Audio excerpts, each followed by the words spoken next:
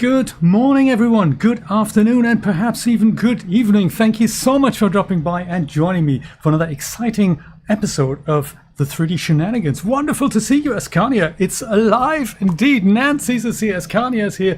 My bot is here, the 3D Shenanigans bot, who was a little bit late kicking in, interestingly.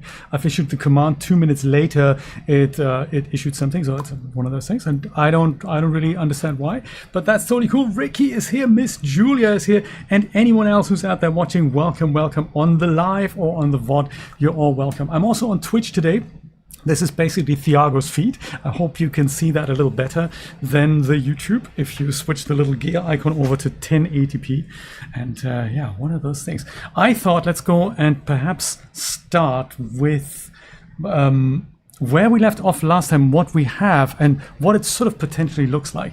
I literally only bolted on this there we go. I've only bolted on this little episode, this thing here with no rhyme or reason. I don't have the thing that does the proper wipe at the moment, so I'll cut it off and there'll be some kind of wipe that gets from the logo into here, and then this is what we have. So not so bad. Let me just go and make that a little bit louder here, maybe perhaps like so and so, and then we do hello, we do no, that's totally the wrong keyboard, that is the wrong computer even. There we go. That is that, and then we do that, and let's see what we have so far, and then I'll tell you what the big plan is for today. So let's see. You can just about hear the audio. We haven't really done a render, have we?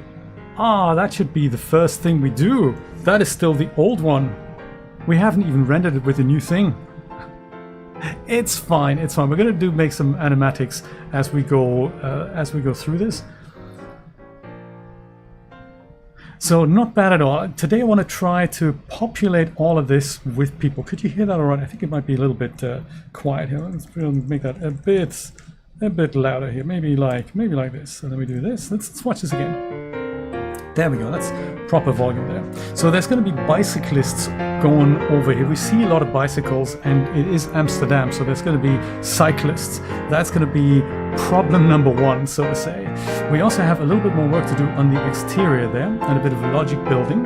And in another session, we're going to tackle the interior. So not interior today, we're just going to tackle the exterior. But I think timing-wise, I'm really happy. So that is pretty cool. And of course, on the screen, there's going to be something that says 3D Shenanigans or J Plays or whatever. So that's pretty neat. Let's call this something proper, something along the lines of I don't know. I know that none of that is there. We have to still put it in. I think it's in Unreal Engine, but we haven't rendered it out. It's one of those things. I've been away from it for a week. So let's call this one Animatic V1 and go straight back into Unreal Engine. I think before I even start the project, I already know I want to bring things into the project that require me to probably put some plugins in here at the ready. Oh, there's of course also, let me not forget that, there's also a bit of background music I was going to put on, so let's do that. Something along the lines of that, I think. Is that coming out? It's coming out. I can hear something. If I can hear something, you might be able to hear something as well. If it's too loud or too quiet, do let me know. So I'm going to use some of these things are going to come from Reallusion's iClone and Character Creator. So I'm going to go and add that plugin in there as well. I don't know if I'm going to use DAS characters yet, so I'm not going to copy that because starting takes a moment or two. Where did I put that? I think it's in here. No, it isn't, is it? That's why I've put that, but not the other thing. I think that is it in program files? Reallusion, I think. Don't remember. Reallusion share plugins, that's it. Auto setup, Unreal. Auto setup for Unreal 5.7, all in one. That's it. So all of that needs to go into, whoops, needs to go into here. And then we'll start the project, and then the Dutch are more tidy, that's right, that's why there's no grime. But we have, of course, added plenty of grime to the cinema facade. What I also need to do, and I think I might have a go at that today, is add some of the posters outside and the trash cans, but the posters will need logic, so we'll have to write that. We might put some placeholders in and then replace them with blueprints where we can easily switch out the posters if we needed new ones. Maybe even make that procedural, that every time I render it, there's going to be sort of a random selection of posters on there. It's like, you know, because it's a different time, so to say. Have you all been today and over the weekend? Did you have a good weekend? I was actually working today, half a day only, this morning from 10 to 2. Got most of the stuff done that I had promised I was going to do. But as it goes with Unreal Engine, things always take longer, so I'll have to do the rest tomorrow. We're finishing off one set of scenes, interior scenes, and then we're moving on to the next set of interior scenes. And all of these need, basically they're sort of built, but they need a bit of a polishing pass, and I need to set them up so that I can render the plates and the background separately in high resolution. And that means I always have to go through and hide certain things that contain translucency, because otherwise we have artifacts in the plate pass. So there's always something to do. Yes, but that set of scenes that we started last week, that's now done, and we're going to move on to another group. And we do it in groups, and then eventually the whole movie is done. Meanwhile, my colleagues are working on other things, so there we go. Yeah, so I think I'm going to probably do this for about a good 3 hours, I would imagine, perhaps even longer. Let's see how we go.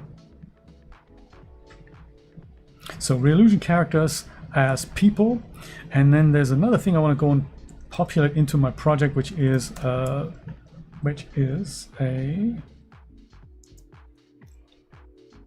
exterior. There we go. Which is a bicycle product, and that comes with Unreal Engine 4 animations, but we probably have to retarget them so that our character creator people can ride a bike. But it's not a great bike, so it might need some texture tweaks, and we might need to build a blueprint that marries up the bike and the actor, and I'll animate that in a separate sequence, so then once that's done we can use it in the main sequence. That is the plan.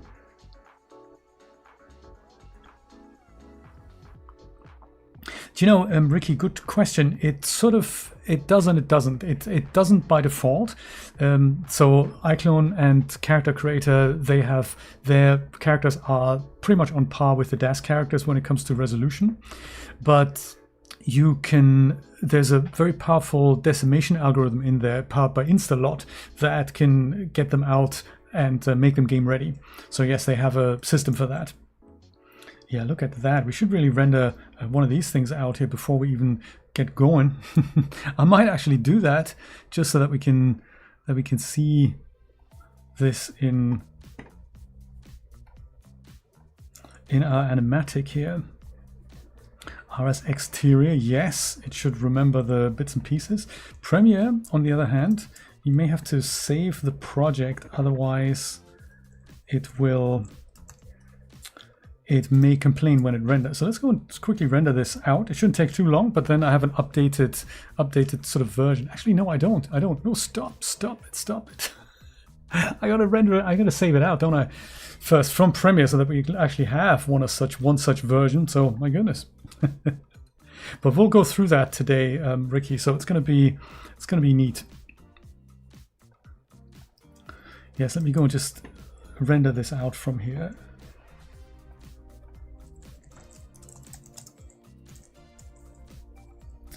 I'll call it Cinema 2026 Animatic V1, because then I can just over-render all these things. I'll just want to save out one version, and then we're good here.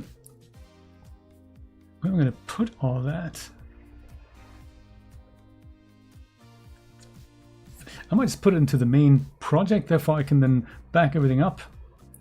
If only I remember where that was. Should I have set that up as a quick dipped up EJ's projects, Cinema titles, all right. I could put that into saved. I might actually put that into animatics here. Animatics.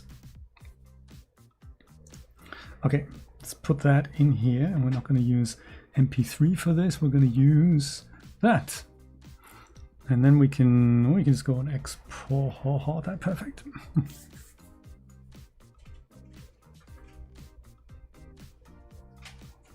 Yes, the hairs, they always have a problem with hair, that's true. So Reallusion has the same thing. You can decide if you want to keep the hair part of the character or if you want to have it as a separate object. But generally, yeah, hair is a problem when it comes to decimating because of its erratic structure there. Oh, you know, and the other thing that's happened, this is in 30 frames right now, isn't it? But that's how I'm rendering it too, so... It is 30 frames, isn't it? Yeah, 30. Okay, it's fine. I'll leave it as 30. It's cool. It's just an animatic. Now we'll go and render it, and then we're going to do the same thing and call it animatic v2, and then I get versions of this that I can share on my 3D Shenanigans channel. Yeah, so you can, I'll show you how it works. The characters I'm going to start using, they are already decimated enough. You can go and buy the sort of high resolution DAS equivalent characters from their store, but you can also buy pre-decimated things from their store, and that's a good time saver if you need crowd characters. You can go and just go and buy those. They're already dressed. There's like doctors and passers-by and things like that, so... Sort of a neat system. They call it Actor Core. That's their way of selling you these pre-made characters.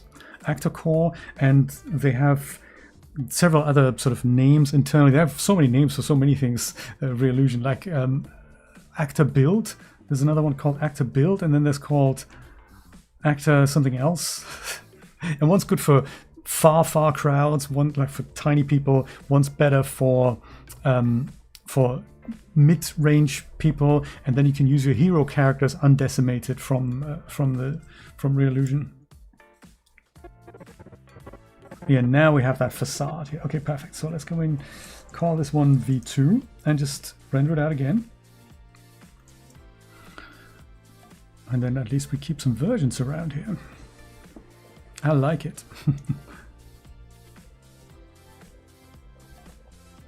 I'm glad that Diffeomorphic can do that. I mean, I know that Blender can technically decimate characters, but characters being such a complex thing, it's not a one-click affair. So I'm sort of glad that Diffeomorphic can cater to that. That's neat. Okay, that's us done with the versions. Now we can go put this in the background and maybe start with the bicycling thing there. Or should we start with the... No, actually, let's start with the Reallusion thing while we were just talking about this. I'm going to go open both iClone as well as Character Creator. There's two ways of importing these guys, and I think I might use it via iClone directly because it's just a one-click affair and then things end up in here. It's a little bit more cluttered in the project than when I do it with Character Creator. Character Creator, basically you load the figure and export it via file export FBX, and then you import it wherever you want it in Unreal Engine. Whereas with iClone, you click one button and it sort of ends up in places that are a little bit untidy. So I'll see how I want to deal with that.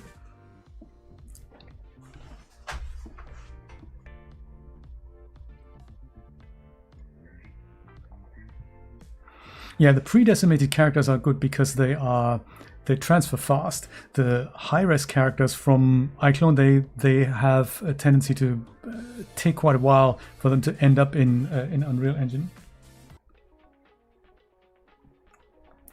I might put some more chilled music on instead of, you know, this. How about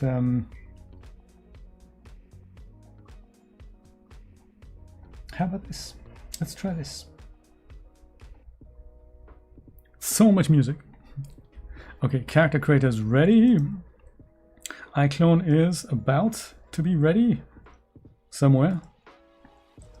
somewhere. I just saw it. While that's loading, let me go and show you some of the characters that I'm thinking of using.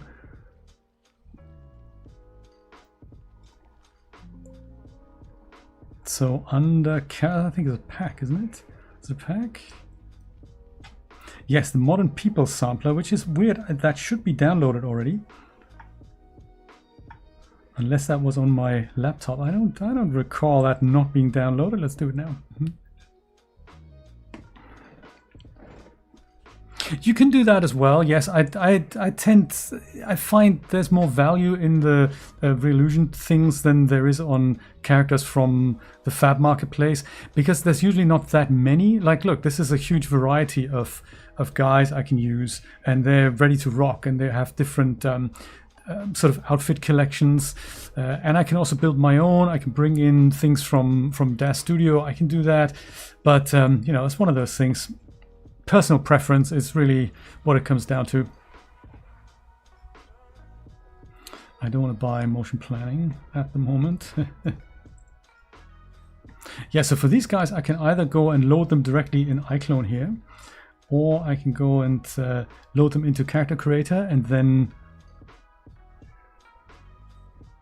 send them over. I just do it because I need quick stand-ins for now. And maybe business number 15 here. You could be one of those neat people.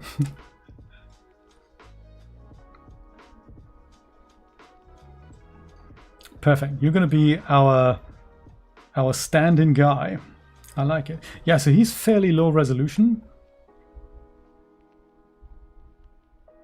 It tells you up here it's got about 11,000 try, so that's not much. Hair and clothing is all baked in, but you know, he transfers fast, and it's he's sort of a pleasure to use because it's the same skeleton as the as we have in Unreal Engine. Unreal Live link that should be docked here somewhere. Can I not dock it? Let me dock it. Dock it somewhere here. Good stuff. And then we'll put that on the bottom. So, do we have a motion? There is not really a motion, but there is a pose, so I might go and include the motion and just have range 1 to, like, you know, 10 frames. It's going to be fine. It's just the character, no props, no cameras, no light, and transfer. Ding. Yes, it is. And so they basically, wait for Unreal Engine to complete the prior transfer. The prior transfer hasn't actually happened yet. There was no prior transfer.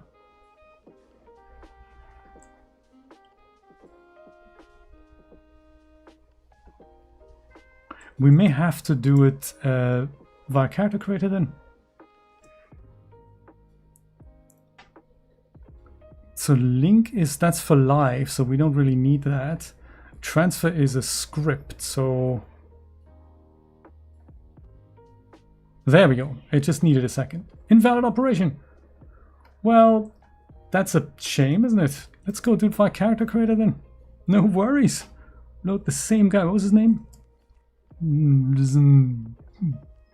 15. Always good to have backup options. Were you 15? 15, okay. Yeah, usually one click works, but maybe today it's having a bad day. I don't know. Always good to have options. So yeah, with Character Creator I can also do it. It's just a manual export and re-import. I'm okay with it. And then probably next session we're gonna do. I've recorded some mocap stuff on Saturday, and I'm gonna go and transfer that from Rococo Studio into iClone to chop it up and get it ready, and then I'll send it to Unreal Engine. So that's planned for next time, so that we have the custom walkers and custom standers and all that. Actor scan he's called. So let me go and export that from here. Export FBX clothed character, and that means we need a bit of It's going to be, I'm going to use him both as a UE4 and a UE5 skeleton because the cycling animations are made for UE4. So let me start with 5 here actually. And with Instalot here, you can have multiple things exported at the same time that are even smaller. But rather than do this on export, that's a bit hit and miss this. You can use this down here as well. If my face is in the way, isn't it? Down here, there's Instalot as well. So you can do polygon reduction on a per character and even on a per object basis. So if you have something like a person with a suitcase that they're carrying, you can handle the props separately from the person. So that's quite nice. And then there was that. Embed textures is good. Mesh and motion is good. Current animation, I think actually, do we have an animation here? I think you were idle, weren't you? Yeah, you're a bit idle. It's good. It's good. Let's use you with the idle animation. I'm good with that. Export, FBX, close characters, and we'll say current animation all. Mesh and motion. Okay, let's do that. We're good. Now, where we're gonna put that, this is already getting a bit full here. I could put it all into my project directory. I might actually do that. Put it all in there. And I should really also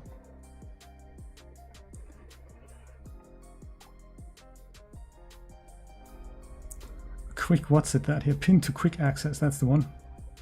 So at least I can go here. I could even, if I wanted to, give that a custom icon. Why don't we do that? I don't do that often enough. Change icon. Do something, you know, recognizable. So maybe that. Oh, that's already the video icon. Maybe this. Maybe that. That's nice. Let's do that. At least it stands out like all these things here. Eventually, if ever, I think when I restart this, exports, and then we can either put it into FBXs or we can put it into characters. Yeah, let me go and put one into characters here.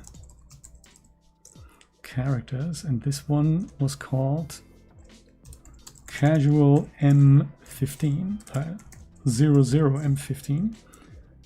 We probably can do away with that. Casual M15, okay.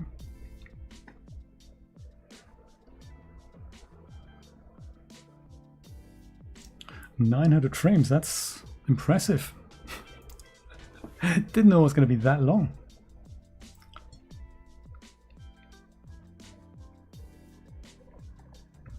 Maps packed for Unreal Engine, also very nice.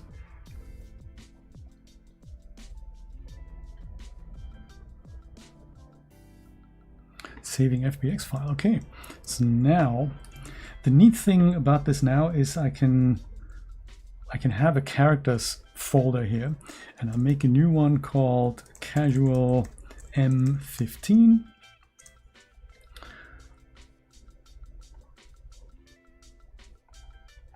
And here I can just go and import from wherever we exported, which I keep forgetting to copy here. I'm going to go and copy that. Characters, here's my guy. And because I've installed this plugin, it goes and sets up all the bits and pieces for me. I don't need a control rig for this guy, I don't think. It's just so that we have some character in here, and that is it. I can use animations and import everything. I think that's everything. And then on subsequent imports, I could just use the animation and then pick the skeleton of the character that that we've previously imported, and that's how I get animations across. Sometimes.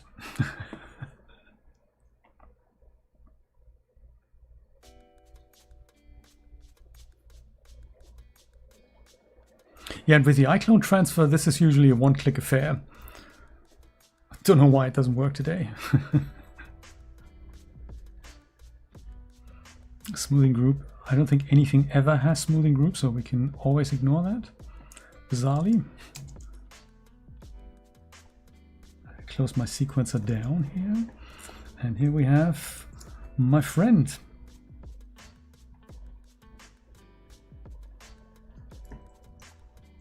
All right. Oh yeah, there's one other thing I've been meaning to do from the get-go, and that's in the config file here in the default engine ini. I've been meaning to put the vsync editor equals 1. I think that's how you spell that. vsync editor equals 1. There we go. Then we don't have any screen tearing here. Much cooler. So next time when I start this,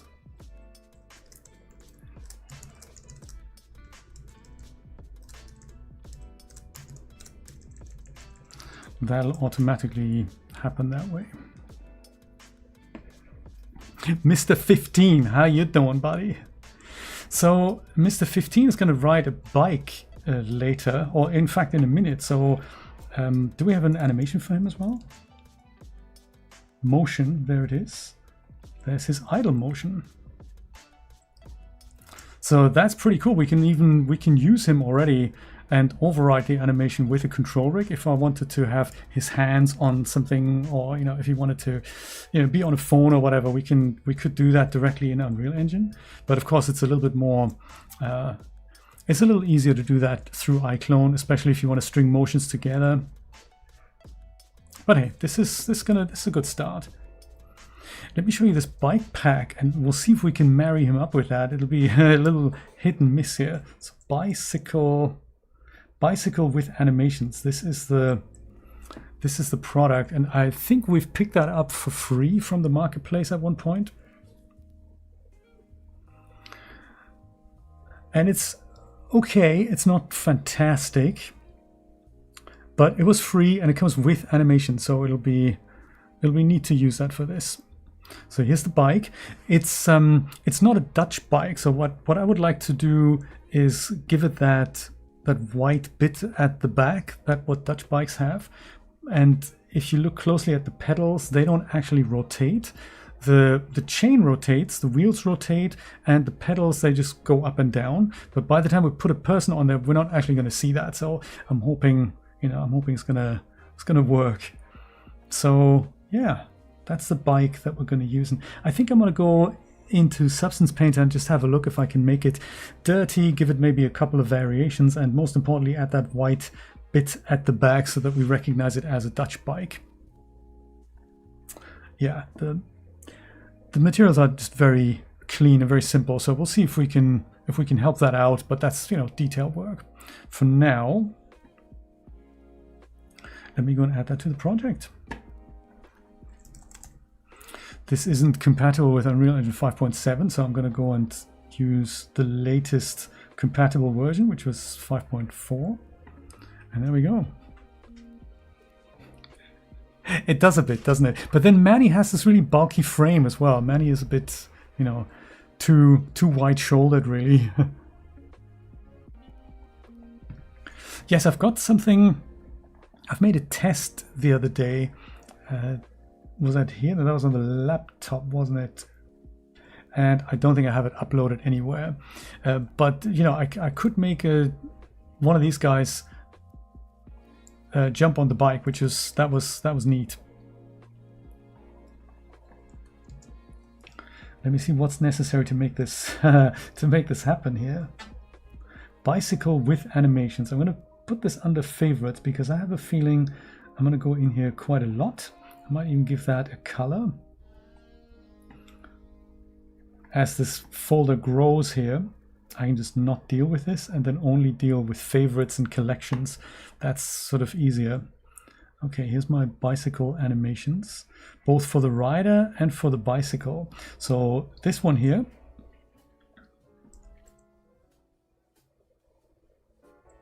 that's just for Manny. And then the other one. This one's just for the bike.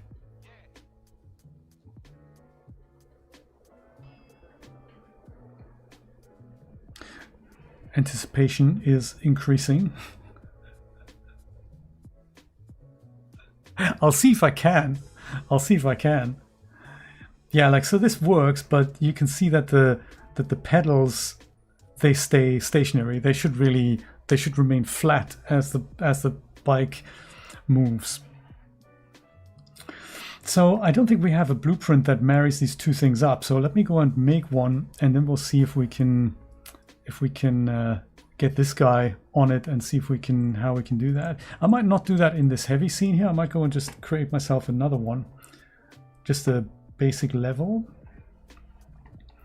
new basic level, and then we're going to call that one bike testing. These things, they can go down here, and we probably want to have a post-process volume in this as well. Post-process, and we want to have that unbound, and I'm going to make that just a little bit darker here, a bit easier on the eyes.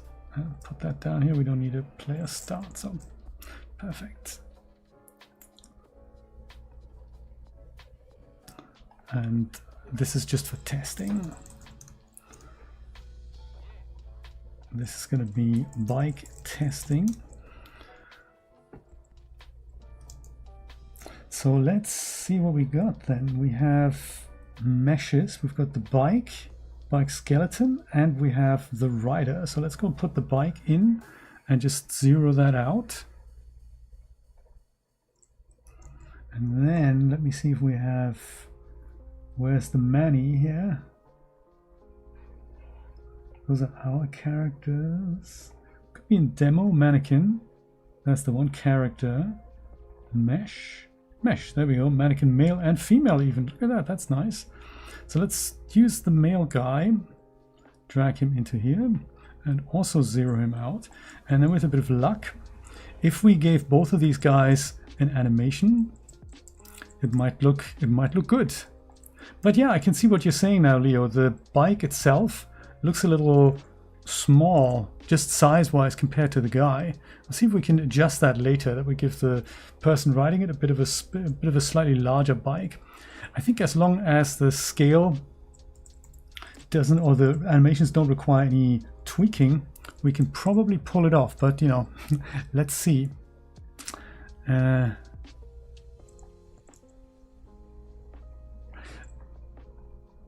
Let's try an animation sequence. We have another one for testing here.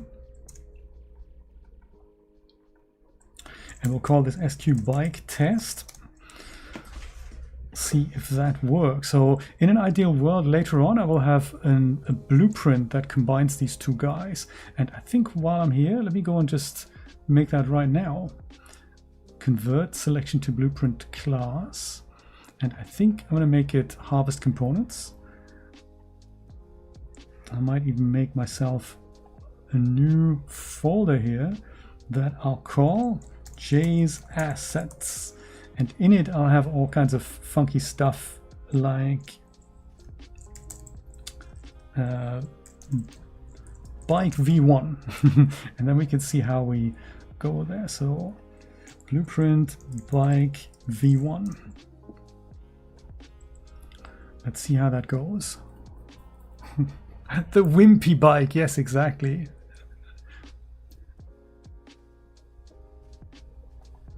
And in here, I'm not going to really do anything. I'll just, this has already replaced this, our previous things with blueprint, which is nice. Floor can also go into, no, that can't. Let's have a leave it there. Let's add that into here. Actor. And now it's one thing, and now it means I can go and target both the bike and Manny. So Manny first, and then I'll target the bike. And each of these can have an animation separately. So the bike first, I can go and add maybe maybe the bike. Is that the skeletal mesh component already? It could be the animation instance here. No, that's not it.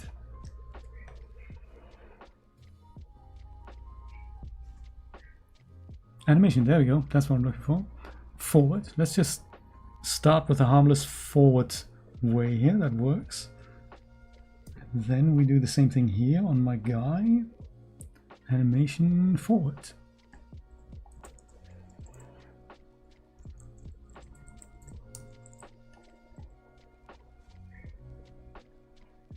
I mean, you know, it does work. And if we wanted to repeat that, we can. Or blend other things into it. So if we wanted to have, like you said, Ricky, if we wanted to have something that goes and lifts the bike up, this sort of works. So I'm already pretty happy with that. So now if I wanted to, I can go and add something like a forward animation to it. And then, you know, then we're golden. That's not bad at all. See if we can pull that off before we go too far here. Ideally, I'd like to have it as something. Let's say we don't need much. We don't need something super long, but let's say 10 seconds, or at least until this thing loops here, like here.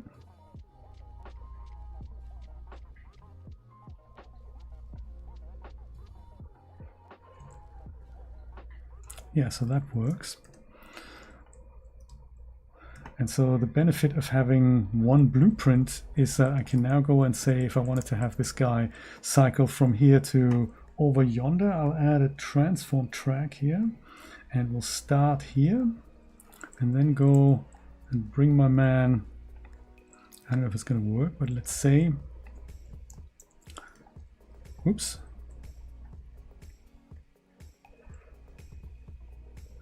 Let's say over here, and I don't know if that's gonna look great. I also need to make sure this is not logarithmic, so we change this to linear.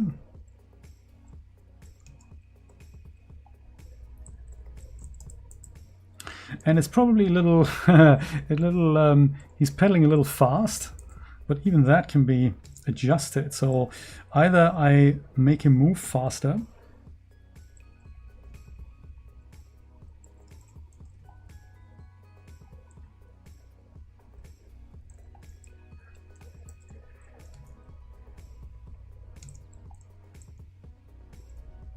that's sort of more believable.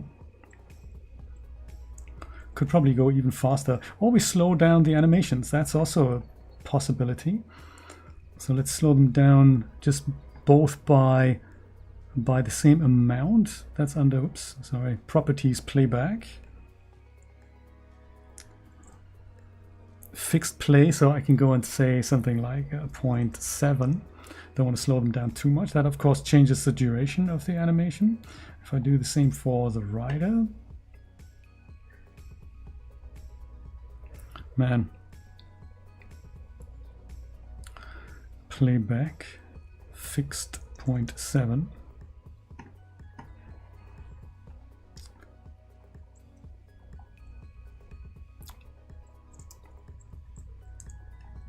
How is this? That's pretty much there, isn't it?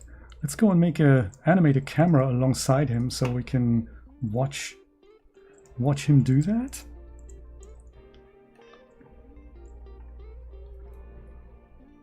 Camera, make it 18 or so.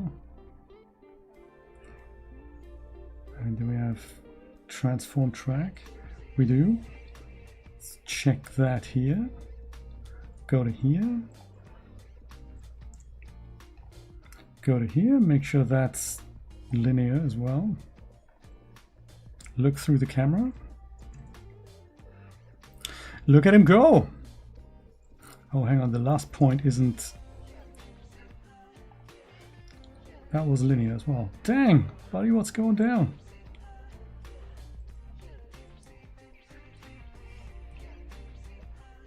Why did he not want it? Oh, maybe I need to drag that out to here. It is linear. Dang, man. Obey me, I say, obey me. Yeah, I don't know why that doesn't work. But hey, it's fine. We'll just make a correctional. And then we have something like that.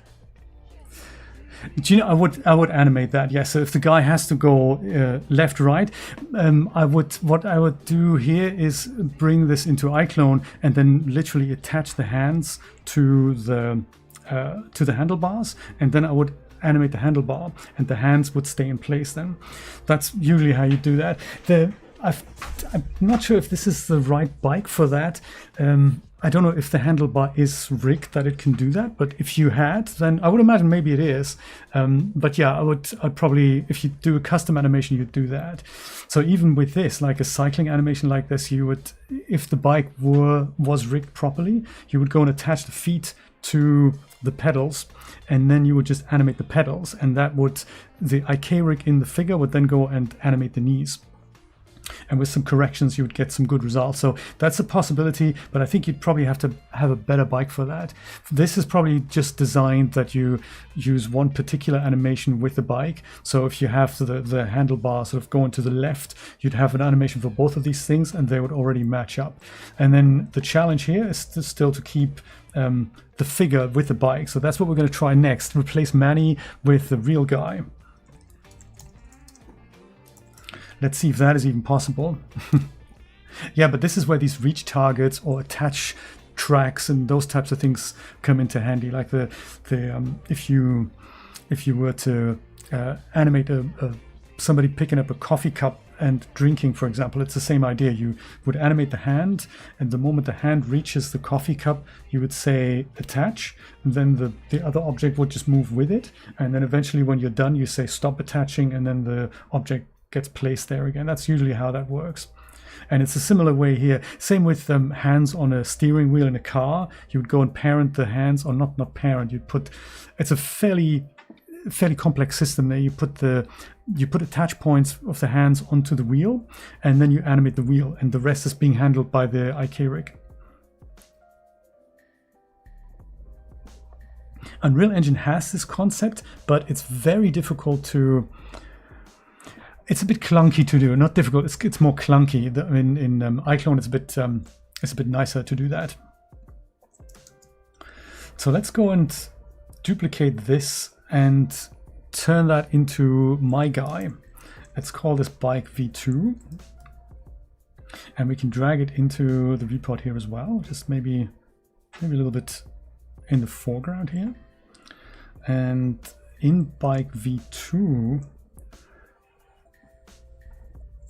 I'm going to try replacing Manny here with our guy number 15.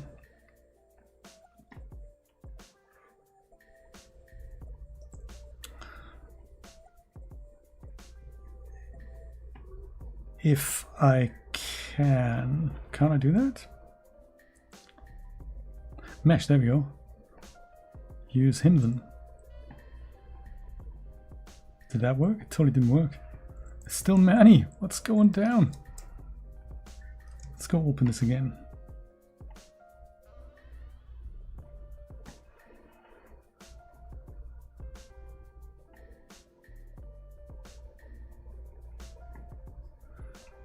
Yeah, that needs a color as well, doesn't it? So I can, I know where it is, what's in it.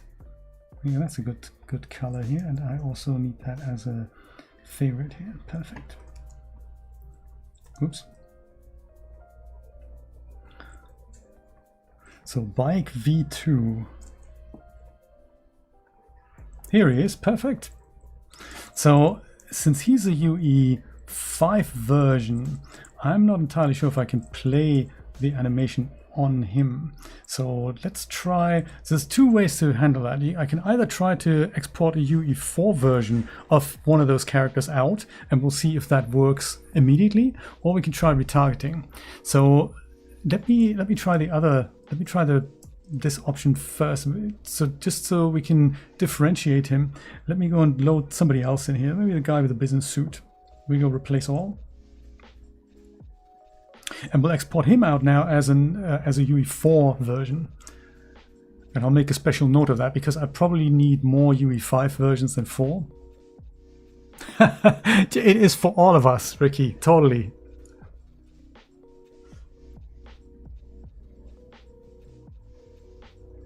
Yes, I agree, yes. Oh, look at that. It's basically the same guy, isn't it? Just with different clothing. How magic is that? I didn't know that. What are you called? You are number 13. Interesting. Let me go and export him out now. Same as before, clothed character. But instead of UE5, we're going to use UE4 now. And current animation. Oh, let's do that. Do we need the animation? I have an idle animation from this call. Let's do that. See, he was 13. It's casual M13 UE4, I'll call him. Should have really put the other guy in a folder. Casual M15 UE4.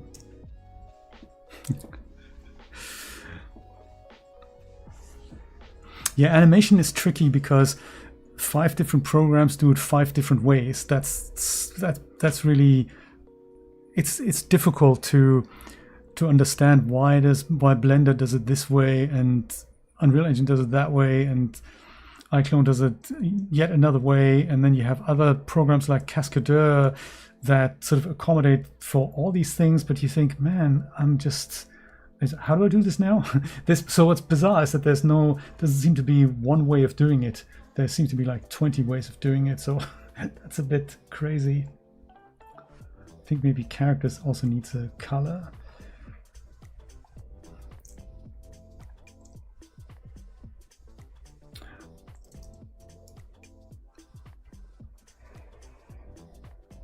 He was 13. Okay, so casual M13 UE4. Import this here. I actually called him 15 here. I didn't mean to do that. I might just go and rename this into 13. That was my mistake. Let's hope it doesn't penalize me for that.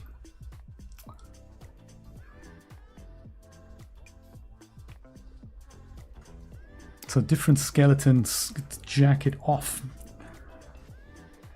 And we do all of that.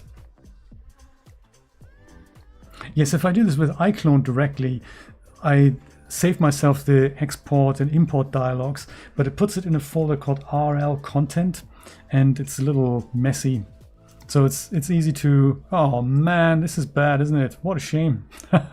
Restart. Could be because I've renamed this guy.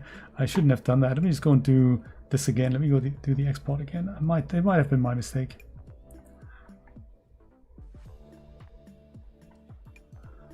We'll say okay, and we'll just override this here. Just in case. Yes, exactly. I'm thinking maybe I'll just go and I'll export it all again, and then we'll be fine.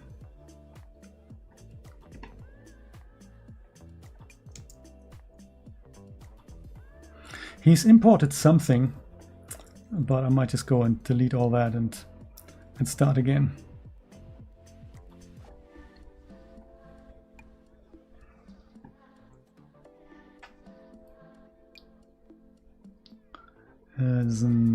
That's content here. The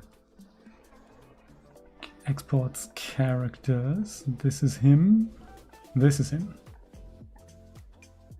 Okay, fingers crossed.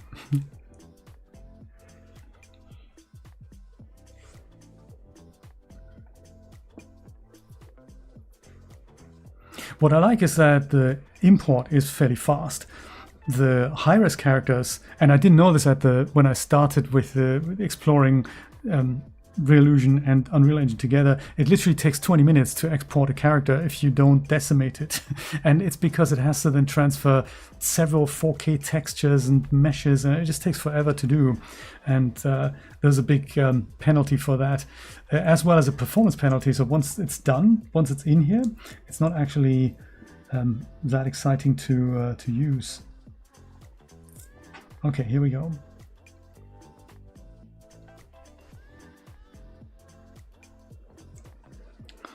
Here's guy without jacket.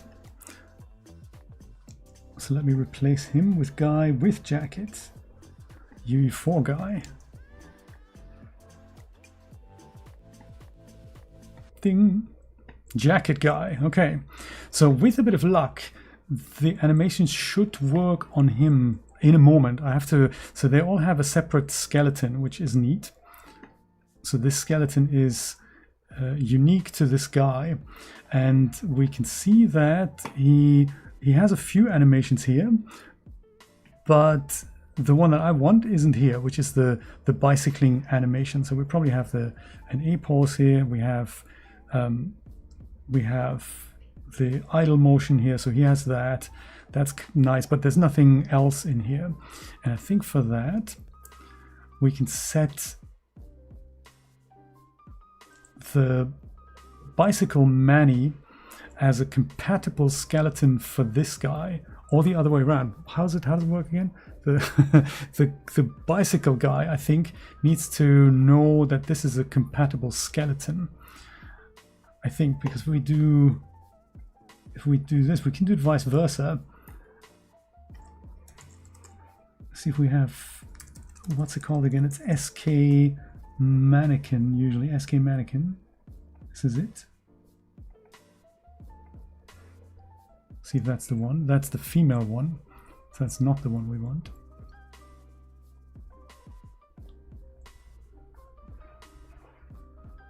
Yeah, we want the one from the bicycle set. So could be meshes. That's the bike skeleton. Is it in demo? Mannequin. There we go. Character mesh. This is in here. SK Mannequin. This is what we're going to put in here. And save, I think. And that should now... It didn't work. Okay, cool. So we have to do the other way around. We have to go and open this skeleton and say we have casual M13 UE4 skeleton is compatible. Let's see. So then we should at one point eventually have the cyclic animations here. I don't know why they don't show up though. Why does that not work? Usually that does the trick. It doesn't for us. It could be that I have to just reopen these things. It's possible. You are in here.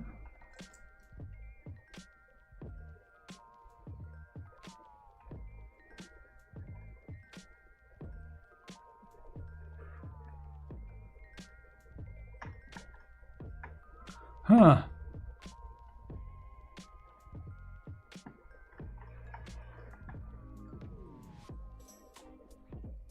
Bizarre stuff. Oh, sorry, I was on the wrong tab. There we go. So that's sort of worked now. So everything that now is a UE4 animation, I can technically go and play on this guy. Whoops, not like that.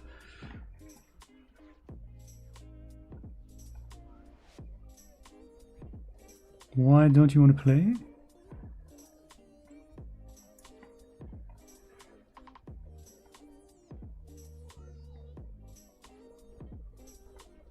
There we go, so that works.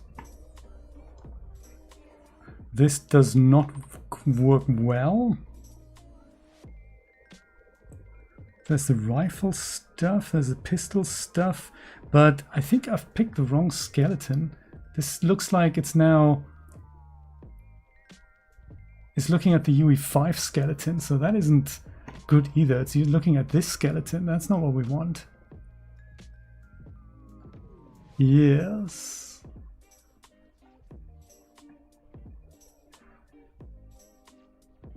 Yeah, this is not the right. This is not the right one. We want the one from the bicycle pack.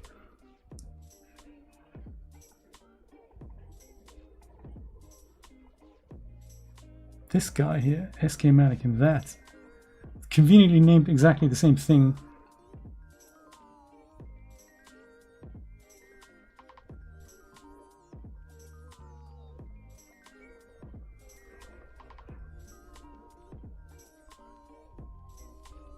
Huh. I mean, I could make a retargeter, but that is just, you know, that's just so much work. I'd rather not do that, you know. Moonwalking businessman. I like it. I like it. That is a great idea. How's Mr. Nate doing today?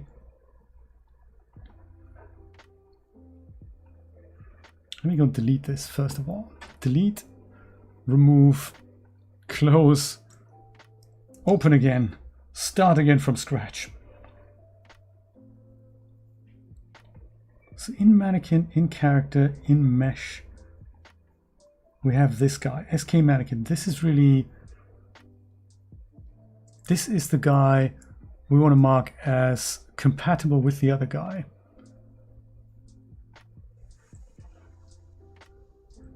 And we'll leave his compatible skeletons alone, I think, because we've got all the bike animations here. And we want to have my guy, business dude. I'm going to make him also a favorite, just so I can find him easier. So his skeleton here, I want that to be compatible with this UE4 mannequin skeleton. So is that in here? UE4 mannequin skeleton. That's the one.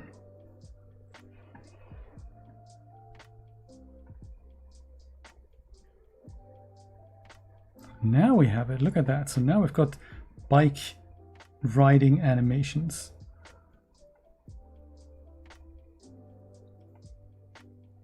Not that he looks comfortable, but it's sort of working. So that's what we want to. That's what we want to see. And he's rocking and all that. So hopefully that now saves me the retargeting, because the skeleton should be the same as the other guy. So let's see if it works. If we go back to our test level here,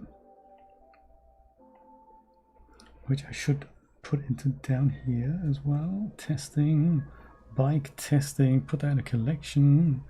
Cinema titles. Well, in fact, make another collection. The testing collection. Bike testing. Ding! Nate, I'm trying to teach somebody to ride a bicycle, and of course that's, you know, that's tricky. But we have to have bike riders in our scene, so hence, you know, here's one guy, he's already riding, and the other guy is not quite riding yet, but he should be a custom guy that's riding, that's the plan. And then he just, you know, rides out, so haha. Let's see, we'll have two bike riders here. Don't need to see the camera anymore, or in fact, can I copy things from one to the other? I might be able to. This is bike V2, add that to here. Oh, hang on a minute, bike V2.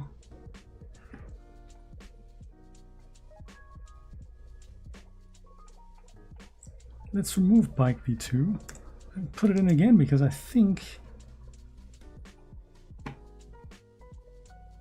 bike V2 didn't have a guy on it. Let's say you cycle here. Give you light as well.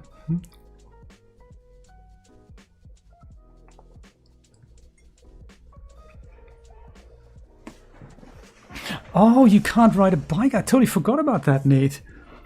Yeah, it's one of those things. It takes a while for your synapses to sort of understand it. But then eventually, it's something you can do in your sleep. Okay, let's go and target both of these components here again. So the bike and the rider. And then I'll just sneakily copy the animation tracks out of here. This one is for the bike. Just paste that on here. And then the next one is for the rider. Paste that one out into here. And we may have to do some adjustments here.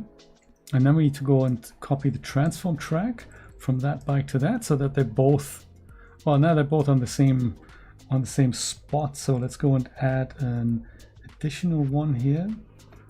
That's sort of cool about Unreal Engine, that you can, right now you have this transform track that gets split between location, rotation, and scale, but you can add another transform and just make it additive.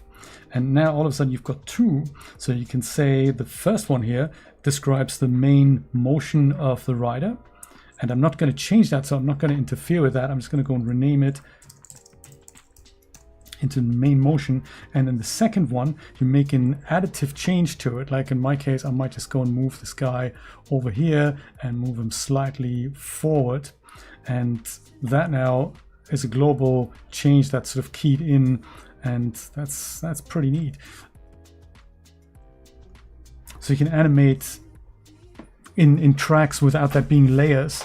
So you have layered animation as well, but this is really nice to keep things compartmentalized. You don't have to deal with 25,000 keyframes on one track. So that's pretty cool. So now he rides. That's pretty neat. So we didn't have to adjust any animations for that. That's pretty cool. And then if I wanted one a little bit slower than the other or offset, then I would just go on into the animations and do that. So maybe my guy is a bit slower here. He starts a bit later. Make sure both animations are in sync. But his legs move differently than Manny's legs here. And if I wanted to change the speed of that as well, that's also possible. Maybe he's going to be 0.8, so he's slightly faster.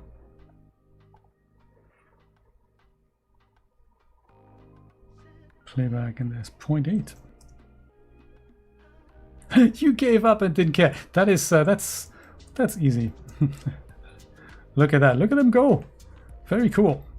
And they're no longer completely in sync. Very nice. Yeah, so something interesting that happened to my mom was that when she was here many years ago, I remember her riding a bike back in the day. We used to always ride bikes together. It was never a problem. And over time, she stopped riding and basically unlearned it or something. So it was difficult for her to come to grips with riding a bike here, and she also got freaked out by cars and by curves as well. This whole thing about a curve, oh my god, gotta stop, and then gotta really move the bike around and then go the next straight. But so I understand it. It's difficult. So I guess my point is, what they say, you never forget how to ride a bike, is a lie. You can forget how to ride a bike. So for her, she would have to basically relearn. Oh, you haven't ridden one for over 10 years. Oh, okay. Did you try after 10 years riding a bike, Nancy? Just curious to see what that was like for you. Yeah, we rely on them so much here. We can't imagine life without a bike.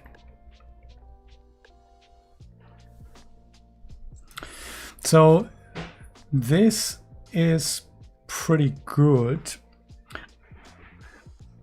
I might go and do something that'll save me a little bit of work here by going into my bicycle test sequence here. And let's say this guy is going to become our rider. I'll go and duplicate that. And this isn't going to be... I'll call this one Bike Rider what was he called? 0013. Or like, let's say, yeah, Bike Rider 13. That's cool. Let me go and put you into here. Oops.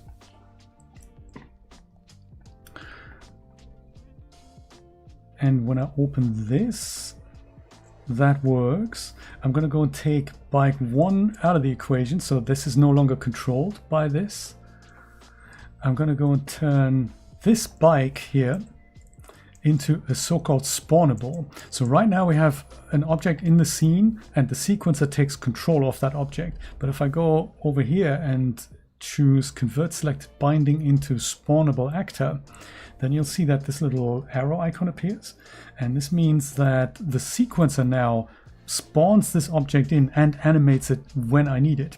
So that is neat because I can now go and close, well, save the sequencer first, close it, and then the guy will disappear from the scene. So he's no longer in the level, only Manny is. And that's good because that means I can use this sequence directly in my main level and just animate the path across the bridge. Let's go and try it out.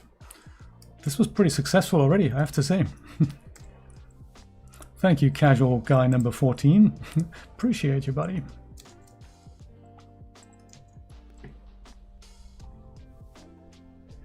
Let's see if it works.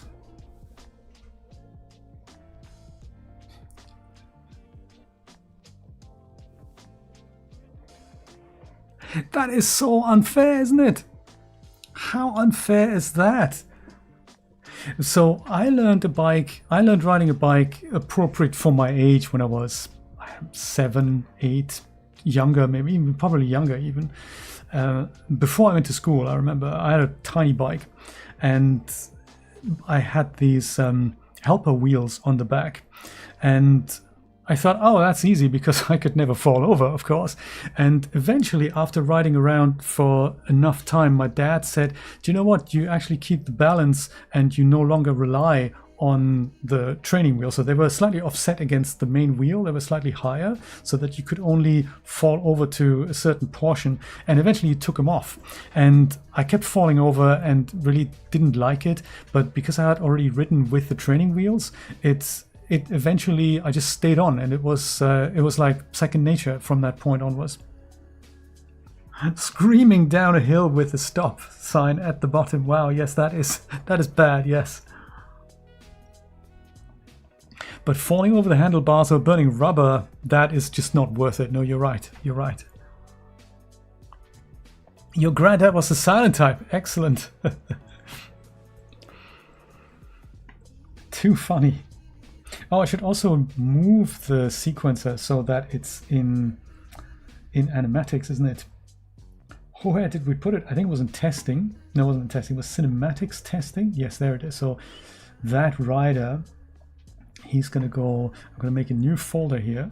And I'm going to call this one subs for subsequences. And in here, that's where we're going to put this guy. So rider goes into subs. Move. Organization in animation is literally everything. Update anything that might have lurked around. Don't know why that doesn't happen automatically, but hey. Them's the rules.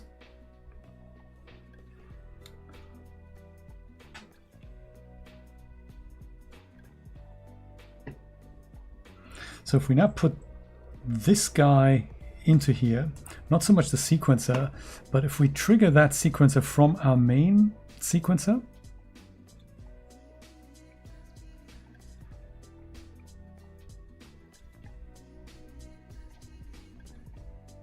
we should also have a new folder in here that calls it cinematics. And here we want to make another one that is going to be for all our subs. Master remains here, that remains there. Master will open up with all our compartmentalized bits and pieces that we can also color in if we wanted to do that. I can go and add a subsequence track here now. And actually, just remembering that I don't have to have this in the scene here. It might come in handy for later. I can just go and do this from here. Here's our rider, and I can now go and reposition him. I don't know where he is right now, but he's spawned into the scene. Let's see where he is. Here he is. under the water. That's obviously not where he needs to be. He needs to go over the bridge. I think that is the bridge that we're going to have a look at in the beginning, right? Oh yeah, we don't want to have that camera cut in here as well. Otherwise it'll override what's happening here. So we want him to basically start here and then just go over the bridge here. That's the plan. And then only in this one shot, actually. We don't need to have it married to the whole thing here. We just put it on the shot. So let me go and X that out. Just compartmentalize that into this shot here. Oh, that's the wrong shot. That was a... We want this shot here. Yes, this is where we want the guy. So let's add a subsequence track in here. And here's our rider. So with this now, we can go and move the timing and move the where he is.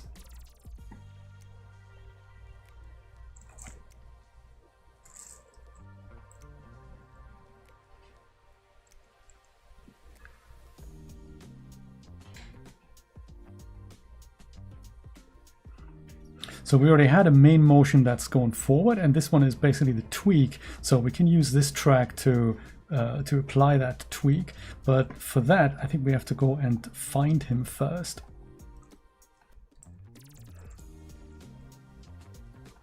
We can hide all these tracks here, so we don't need to worry about that, as well as this hiding things, so we don't have to look at things there. And call this one tweak. We probably don't even need to animate the scale, so let's remove that too. And let me know where my man is. He's here, so he needs to go that away and over here and over here and a little bit over here. I guess he starts out a little bit, and then we're going to animate the rotation with the same way here in multiple tracks.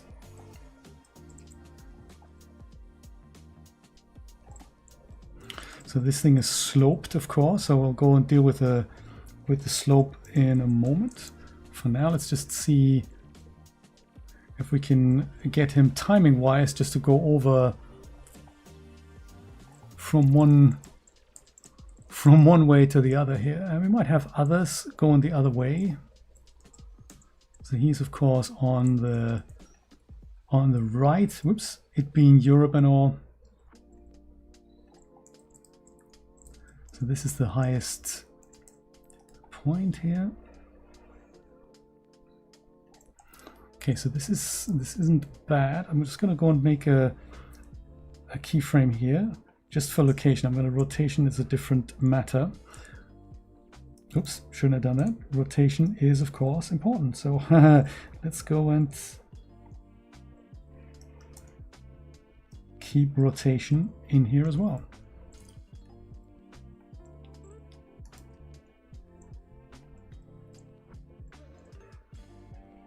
What happened to my main motion track? Or maybe main motion needs to be reanimated then.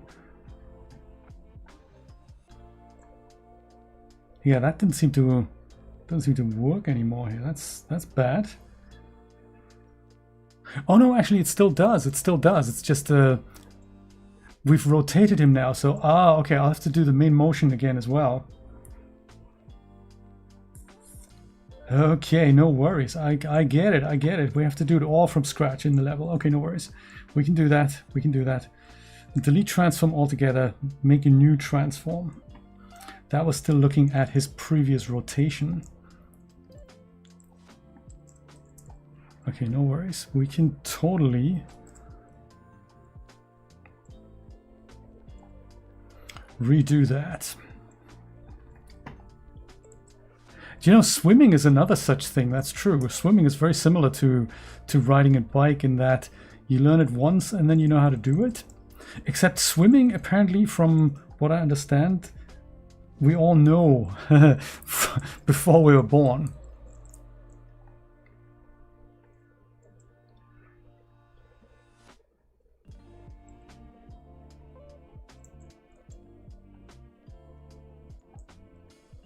So I was told. So I'm going to do the sticking to the ground later on. I just want to see if we get from here to there, if we get an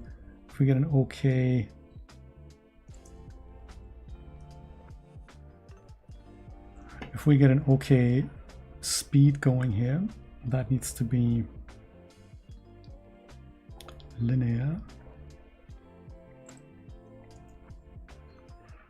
So that's a wee bit fast, huh?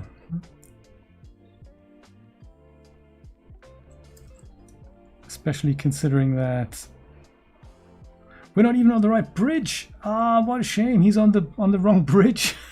We need to be on this bridge. Back there, we don't even see him. Right? Exactly, yes.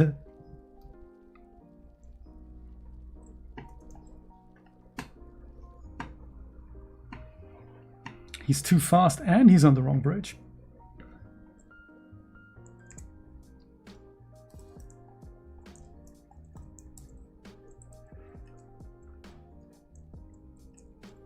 Too fast and on the wrong bridge.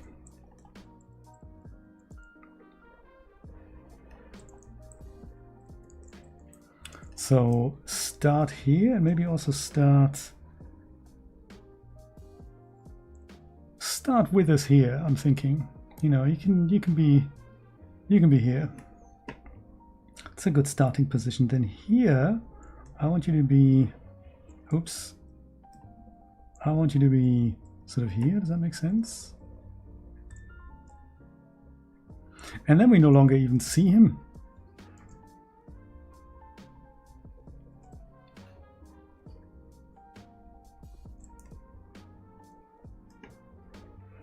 Sweet, so that goes here.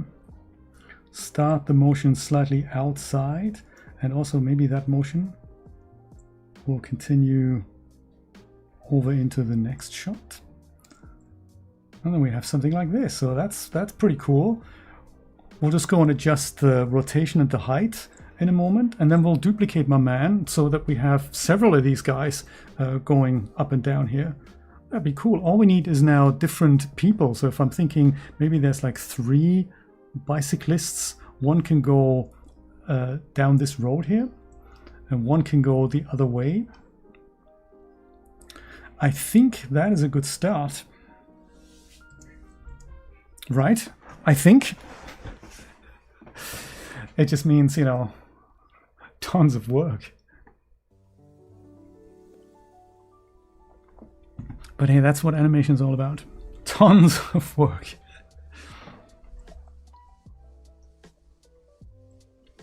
So let me do a little rotational adjustment here.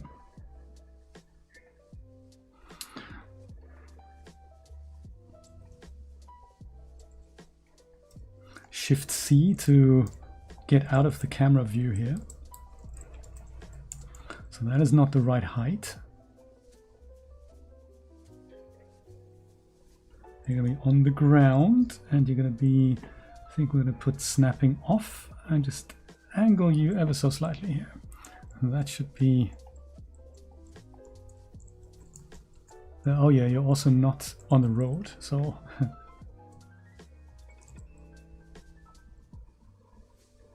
gots to be on the road, buddy.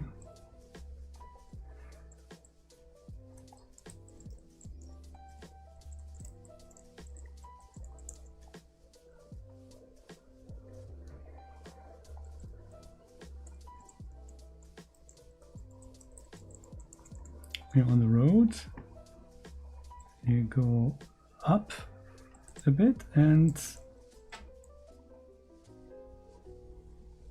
rotate. I'll do this local.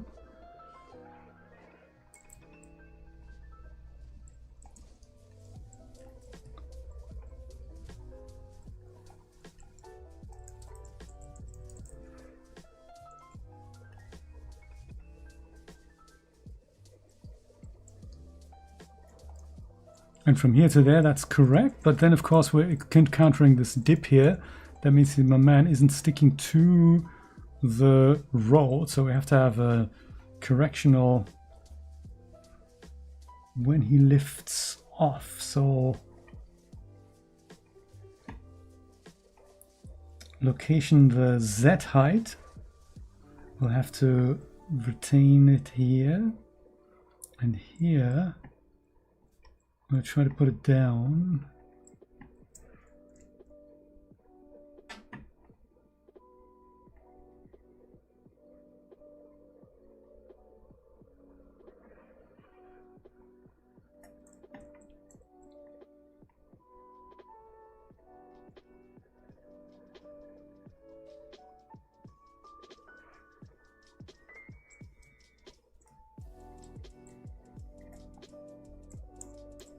I think we also need to animate the X rotation a tad on the same keyframe here.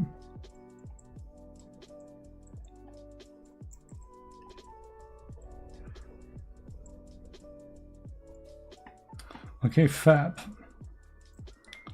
Cut, print. It is a good exercise, yes, that's true. Now I'll just go and roll this out here and roll that out here. And then we have our first bicyclist.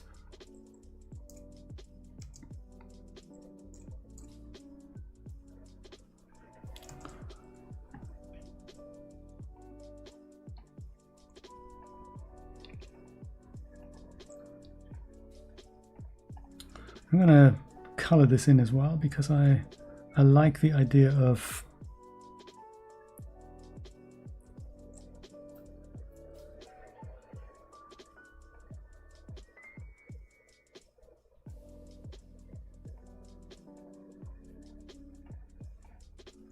the purple is the bridge shot.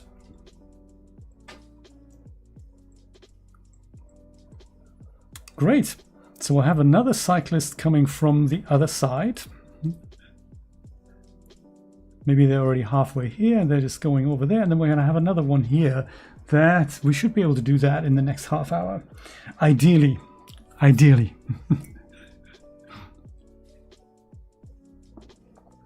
So for that, we need to have a different character. We can't have the same guy. Let's see what else we have in the Real Illusion catalog. We can have a woman. There's business modern people, but there's also, I thought I had a lot of other modern people here.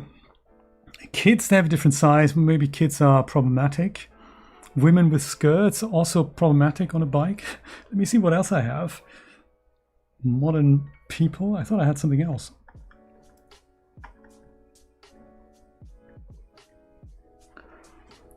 If only I knew where to look. Huh? Item. Let's do that. Item, character, actor core. These are actor core guys. Actor core crowd.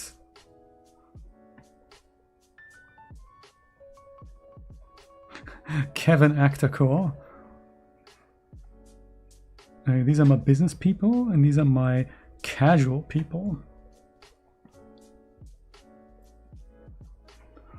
Well, maybe her here. Casual F54. Let's try her on a bike.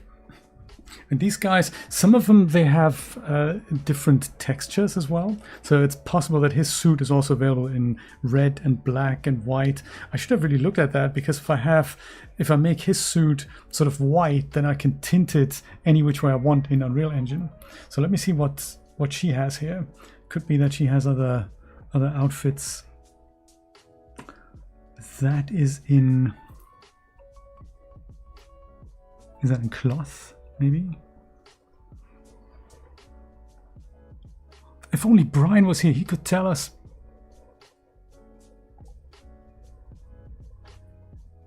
View related, that might be interesting. Nice, that is an error message we haven't seen in a while.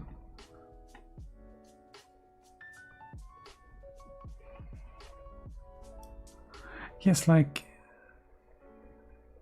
There is material packs, but I don't really know where they are. Under stage, that's it. Stage, material plus. That's it. Casual. And she was called 54.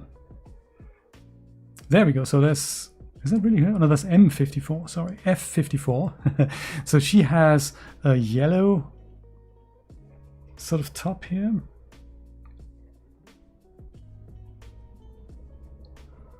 And she also has a sort of a white top. And I think if I take the white top, then I can probably just add a tint to it in Unreal Engine if I feel that is necessary. And then we can have her be a different person every once in a while. Like blue, green. I can do that without having to transfer new texture. That might be neat. What's he look like? He's blue, isn't he? Okay, let's have her something different. Maybe yellow is neat. So since we have the same thing here, she is going to use the bike animations. We're going to transfer her as Unreal Engine 4 as well. UE4, embedded textures, perfect. We're good. And she is casual F54, right? That's not confusing. Casual F54 UE4.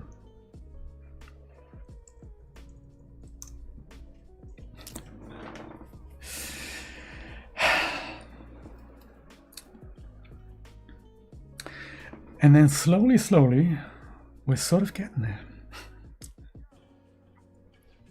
How's life with no hair, Nate? Any new stories? A lot of exporting, lots of tweaking, lots of what's it called? Chipping away at stuff.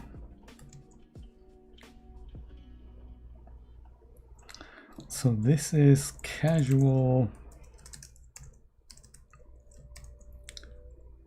F54 UE4.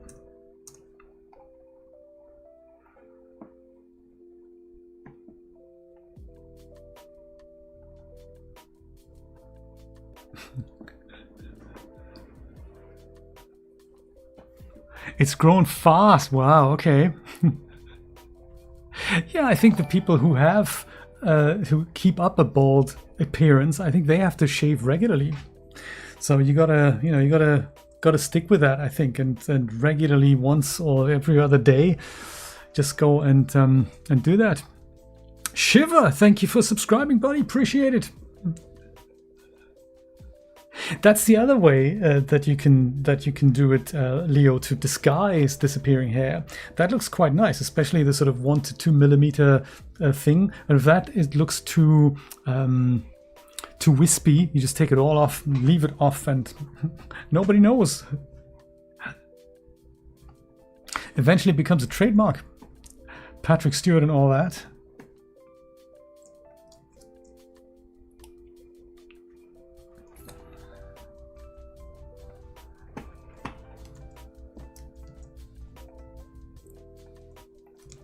Hello? Oh, interesting. Make it so. Engage, my man.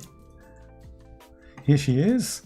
And just like before, I think we're going to make this skeleton compatible with the UE4, what's it, skeleton? Mannequin skeleton.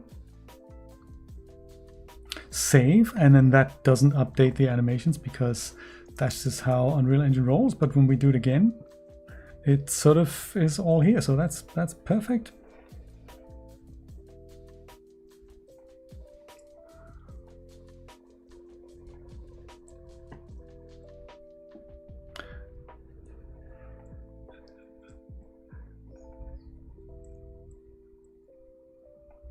Yeah, for her we can do something like this, that maybe she goes up the hill and starts like that, and then she goes back into the regular motion like this. So I'll show you how to do animation blending for both the bike and the rider. So that might be neat to see that. Oh yeah, there's leaning left as you do curves. There's going fast.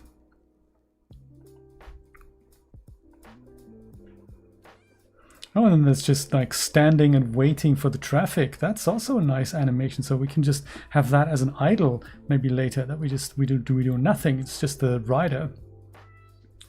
Very nice. Okay, we'll go back. I think shall we test this out in the, we can do it directly in the scene actually. We can animate directly in here. Yes, I think true. Maybe the animations look better on a female. Ideally, if I had the time, I'd probably take him into Unreal Engine and make the sharp bend on the coccyx. I would probably make that bend over a little more. Ideally, you would probably also have a bike where the handlebars are higher, and you know the bike itself is a bit smaller. So you know, one of those things. Wait. J's assets, bike V1. So bike V2, we'll just go and we can rename that and say bike M54, just so that we remember that's him. And I'll go and duplicate that. She was interestingly called F54.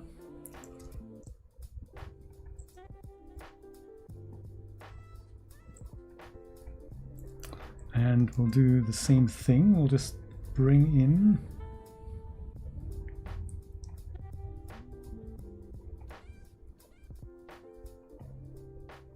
our F54 mesh here. Ding.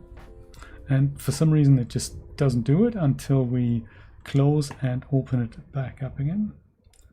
Who knows why?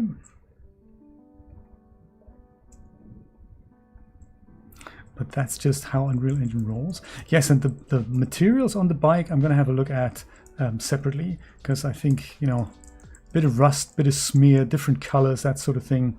That's just, we don't have any, do we? Yeah, we've got bike body, plastic chains, so we've got groups, but yeah, bike body, I don't think we, what is that, a material or an instance? Yeah, it's a full material, so yeah, we don't have anything we can adjust here. Yeah, so those are going to become Dutch bikes for sure. Okay, so bike F54, that's also going to happen in this shot. And I could make a completely new animation sequence, a subsequence for that. Or I could animate it directly in the shot. Either way will work fine. I might just try and animate it directly in this shot here. Oops.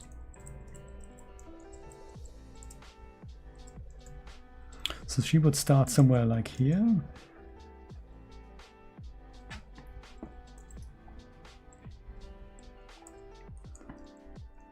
Put snapping on so I can do the 90-degree rotation completely. And let's say she starts sort of here. Oh, and then we take snapping off again. And since the road dips, let's go and have her start after the dip, just because that's easier. Little rotation, a little bit up, a little rotation. And that should do it here. That should do it. So add you in here, then we target the bike, and then we target the rider. And let's start here with the animation where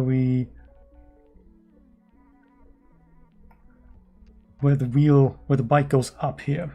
I think that is that's a cool start.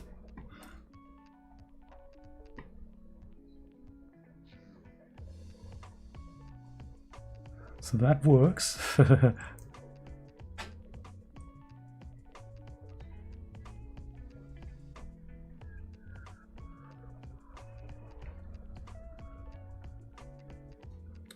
And we can start slightly outside here as she does this.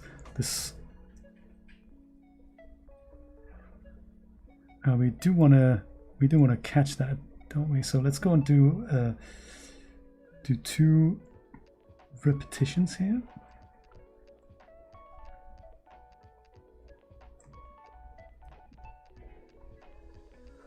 just where the dotted line is. And then after that,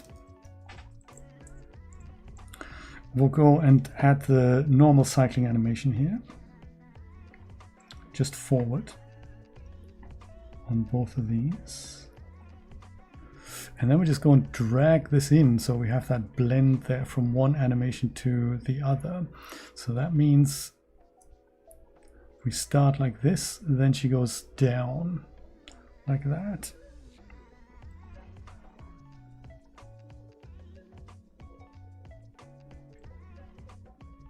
Very nice.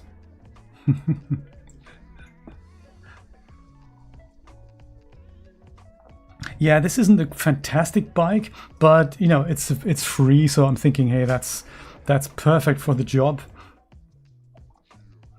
So I'll just leave that to here, and then all we need to worry about now is to make sure there's a bit of some sort of forward motion here, and that will attach to the rider.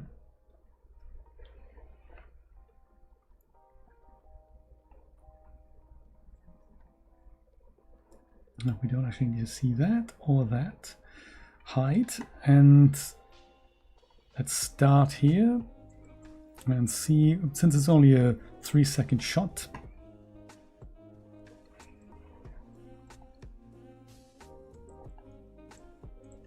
see how far she would get, maybe to about here. I'm wondering if this is if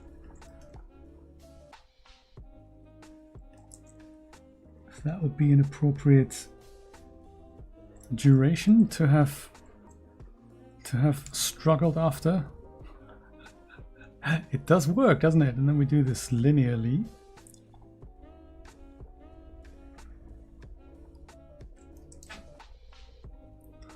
Correct the height. That is sort of cool, isn't it? We'll make her cycle a little bit further, I'm thinking. But then the shot's over, so that's nice. Let us start here.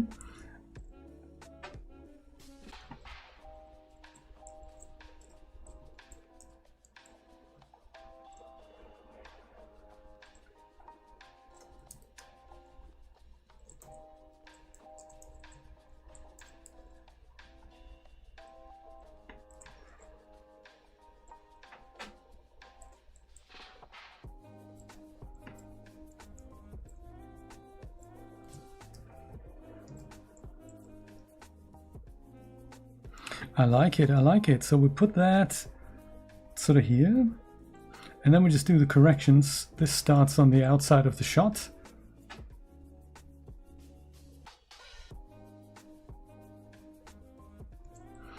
And we begin to see the signs of life. Yeah, so this I can do with another additive track here.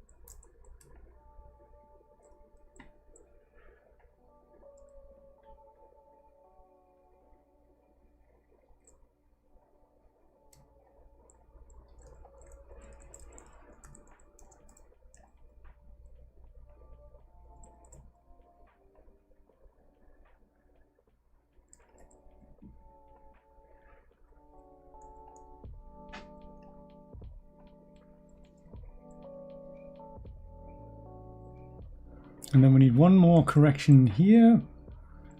I think then we can sell it. Or move on.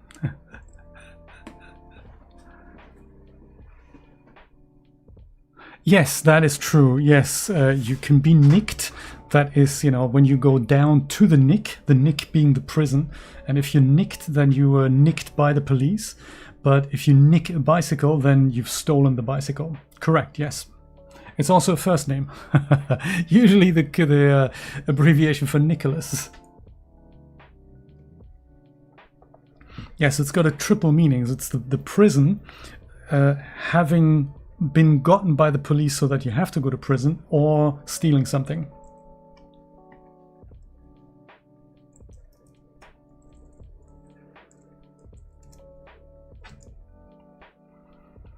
In context then, ladies and gentlemen, it works, doesn't it? So technically this is a little bit a bit of a continuity thing. Since we now see the same bridge from here, we may need to catch business guy rolling down this way if he would have made it at that point. It might not matter. No, we're not seeing him again. That's cool. That's cool. But it's one of those things. We may have to see somebody else coming from this bridge, because is that the bridge we're seeing, or are we seeing this bridge here? I think we're seeing the other bridge. Yes, we're seeing the other bridge. So business guy would be in the background here, but we may just see somebody cycling past here in that shot. And then we see lots of walkers and people sitting here as well. That's the other thing that we're going to have. Clear view on this, but there's going to be people sitting here.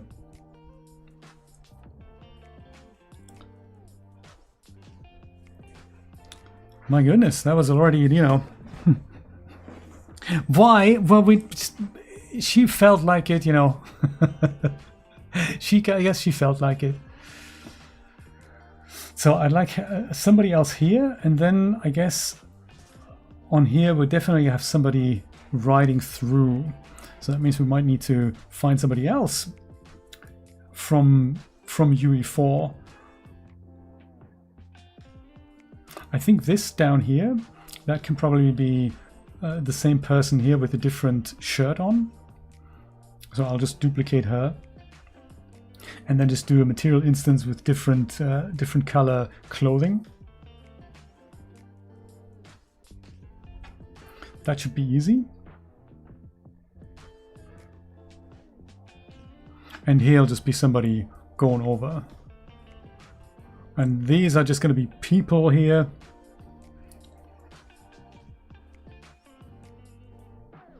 We could have somebody else here. That'd be nice. I have somebody go across here on a bike and then go across here on a bike. Let's do that. I like it. Cargo by carrying a refrigerator. Interesting.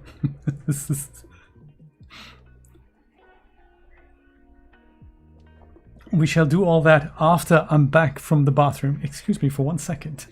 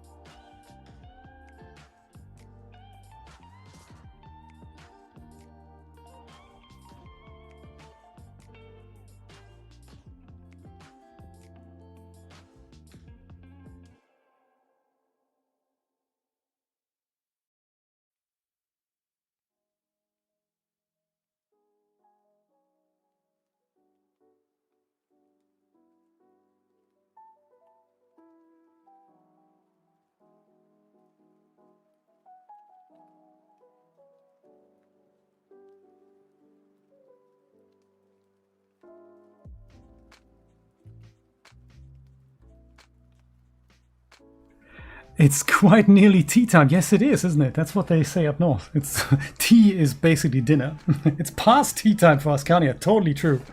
So true. Hey, Leo, did you see that Reallusion had this newsletter out, how amazing the new transformer is, that you can get DAS characters into Character Creator?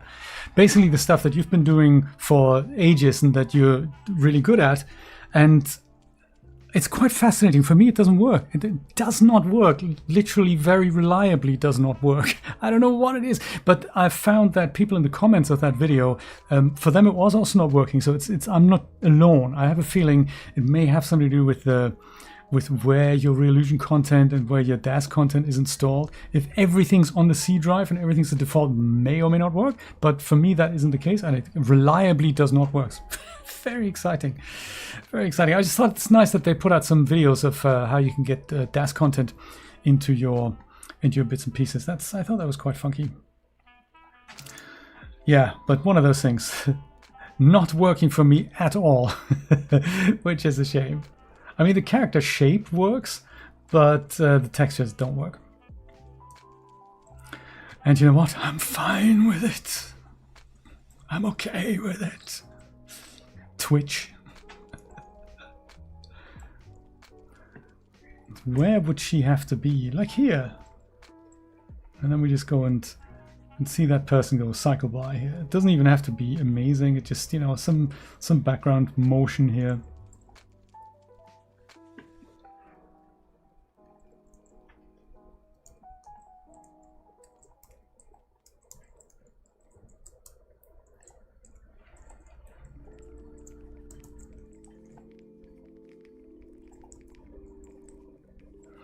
And even if the bike wheels are sort of intersecting with the street here, I don't think we're going to see it because it's just so far in the background there. Oh, let's make a folder here as well for the riders. One's already on its own subsequence track.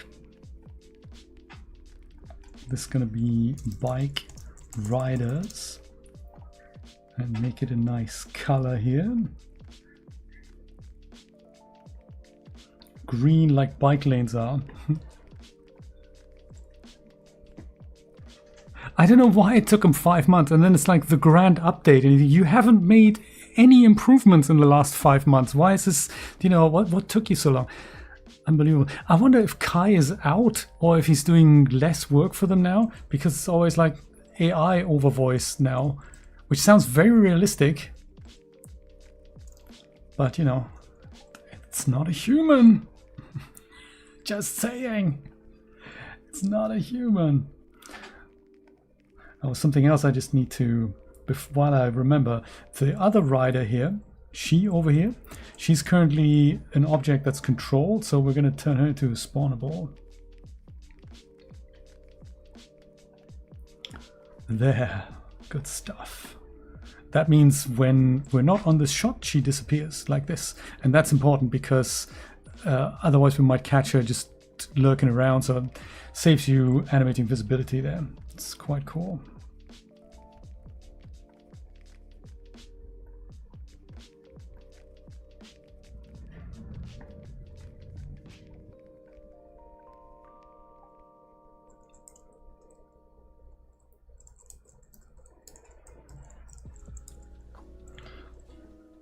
Oh, also, I can maybe take off the... What are the cars part of? Cars are props, so let's not see props or debris or foliage there. That makes my life a little bit easier here. So you, young lady, we get the bike, we get that, and then we go animation this.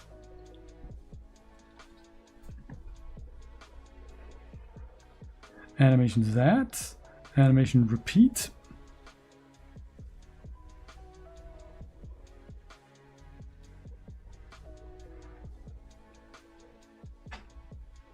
Oh yes, also we said it's not, doesn't have to be quite that fast.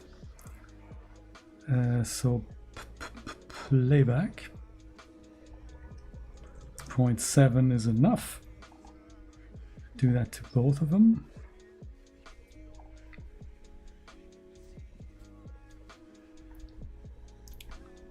Playback 0.7. Oh, has he? Okay. What's he doing in Japan?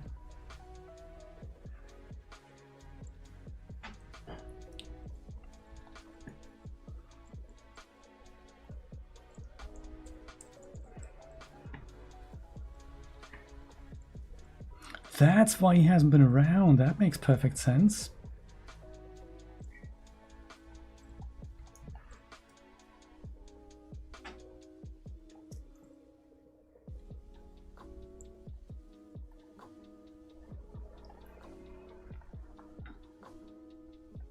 So he still does the webinars. That's good to know. That's good to know. Oh, she's behind a tree.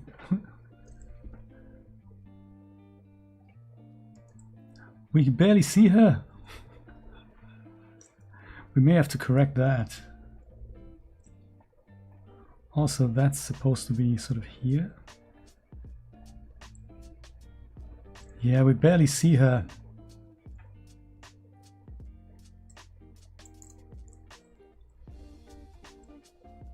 Let's say she doesn't adhere to the road quite that much. We just bring her out a bit like this. Okay, great. That's another one animated.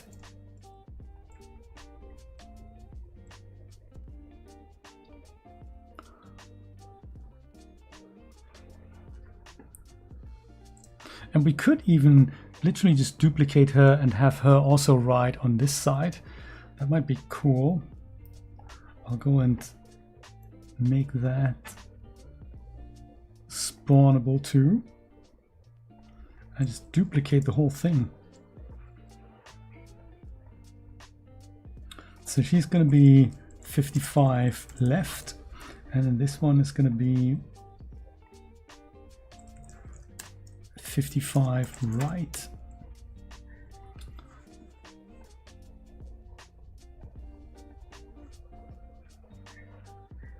And we'll reverse the direction, of course, or not, you know, also very possible.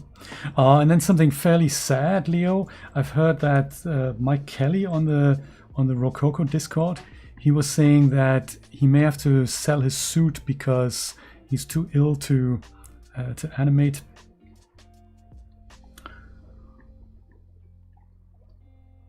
That is a shame.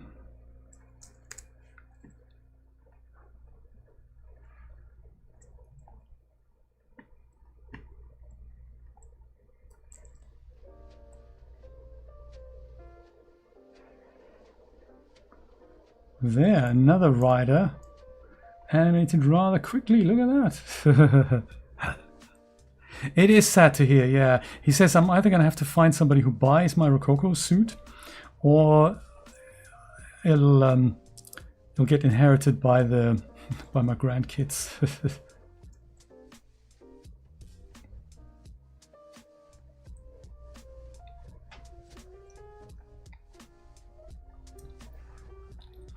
I'm going to call her right 1, and then I'm going to go and duplicate her one more time into right 2.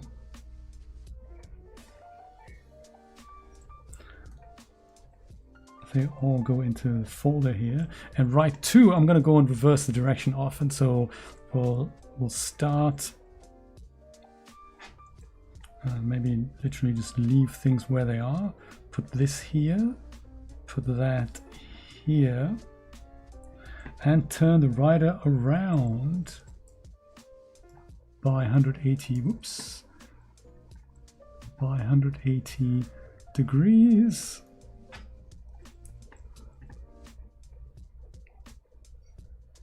And then we'll just move them over to the side a tad.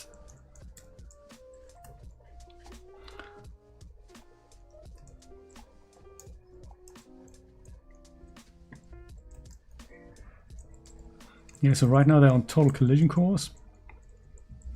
Let's see if we can sort of avoid that. she goes over here, and then down here we just need to make her face that way and go over yonder. Great! And then we just put this out of the shot so they're animating the moment they're getting in. I think I've totally forgotten that on one of these guys here. Or have I? Yes, look at that. That needs to be out here and out there. And let's have a look at a quick material change here so that they don't all wear the yellow shirt and the same pants. And I'm going to go and animate that or change the material out in sequencer actually, because therefore I have full control in case I want to change it, you know, again later. That's the plan. Also, I'm going to have some more coffee. Super important.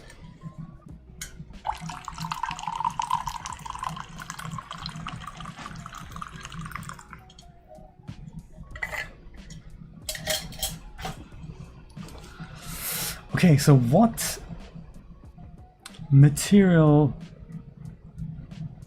do they have? Where are you even at? There you are. Yeah, perfect. So now they go, they meet. It's getting quite busy here on the road. Very nice. It just all adds that little bit of extra life to it.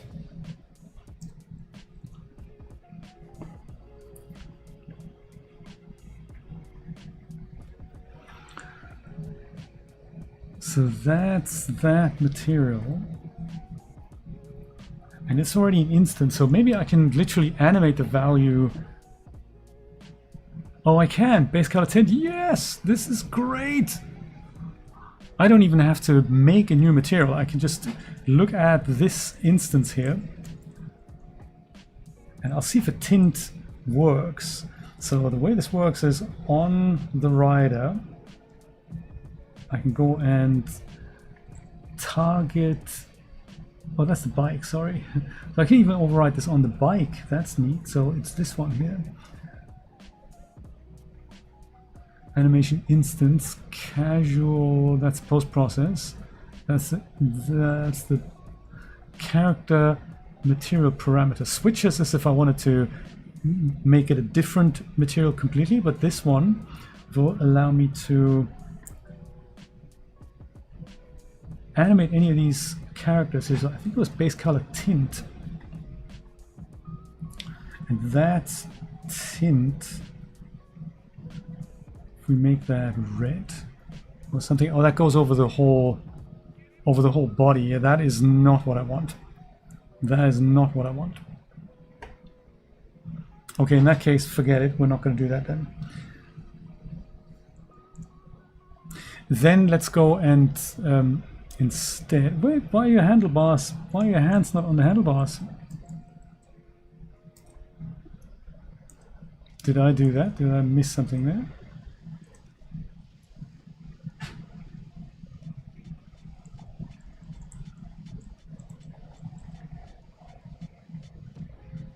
Thankfully she's so far away. Oh yeah, hers aren't either. Oh, interesting.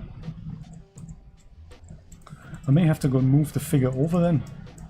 If we were to see this, did we see this in here as well? Yes. Oh, okay. I didn't know that. When did that happen?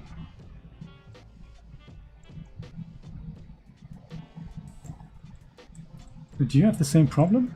You have the same problem? Since when? This is weird. This wasn't like that when we were testing it. What happened? I have a feeling we're just going to go and ignore that, because I think that might just come good when we just go and reset everything. That's upsetting. That totally didn't happen. I have no idea why.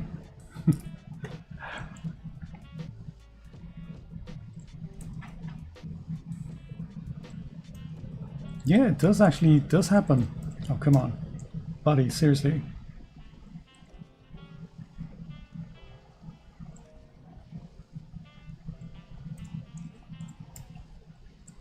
Well, in that case, we'll go and have a chat with the respective blueprints. I just make that change on the second monitor here and just move you.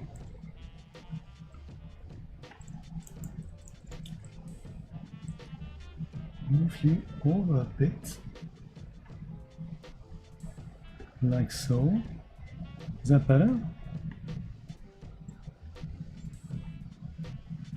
No, it isn't. Why not?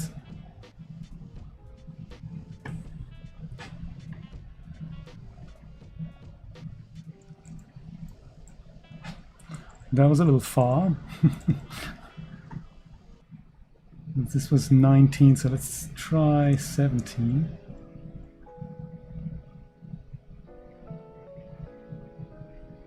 Wiggle this. I did not notice that before. That's also a little far, so let's try 16. So I'm just changing the Y orientation of the guy in my blueprint.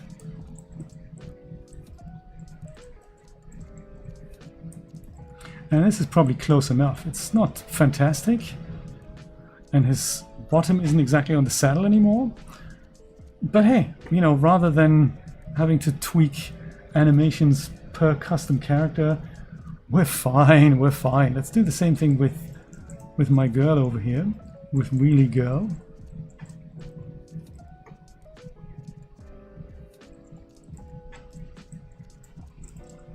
Yeah, she has exactly the same problem. Pretty sure that wasn't like that before. So, Oh, do you know what? The relay bot has just sprung into action some 2 hours and 13 minutes after I started the stream. So well done, bot. 2 bots are at work. That's hilarious. Better late than never, huh? So this 16 worked for that guy. Let's see if it works for her as well. Yeah, I mean, you know, no, really. She also needs an Z adjustment. But again, I just didn't see that earlier, so I don't know why that was problematic.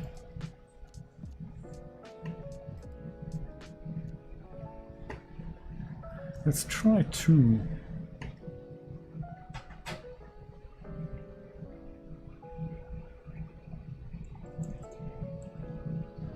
Yeah, that's balked, isn't it? Let's try that.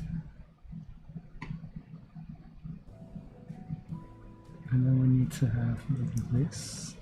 Try this. Better!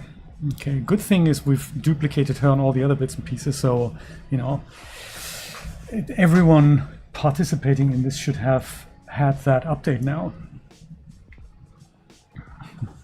That is true. Better collision with a bike is preferable to one with a car.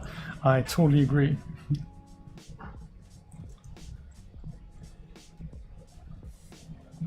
I think I want to do the same here on this side as well.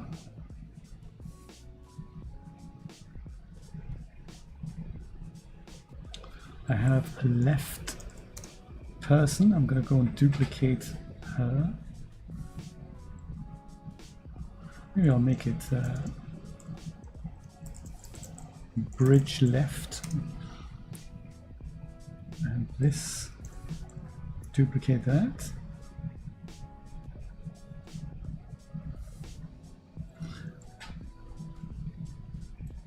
Not even just make new folders just so that I remember where all these things are. Path left.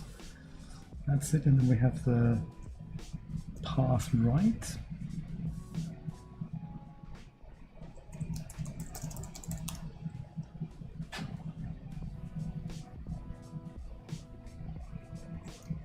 And we don't need to see hue anymore, or basically anything on the right hand side.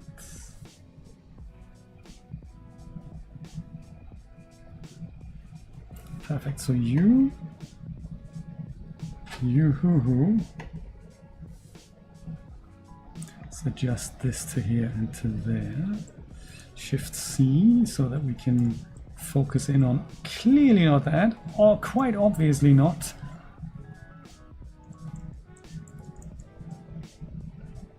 So I'll just reverse these points.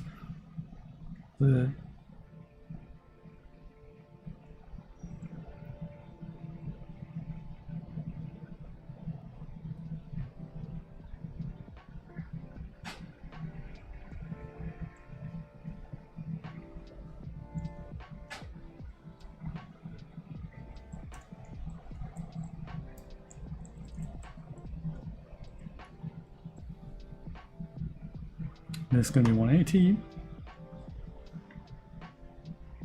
And that's also 180.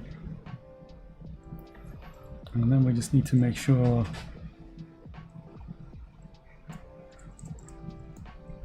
you might just go over here. And you might just go over here. Perfect. And then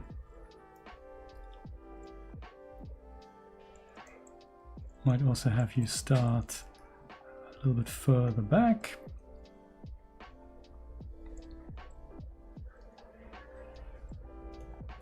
And end a little further back.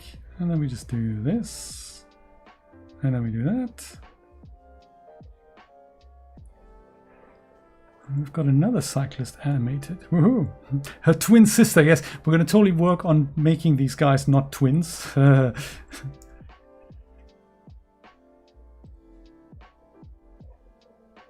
Yes, plethora of cyclists. I love it. So I think the easiest way to do that would be to, so I don't have to deal with much of the material bits and pieces, I'll just bring in, I could either find the textures or just bring in different versions and just swap out the skeletal mesh. I might just do that. So that's what this is designed for here.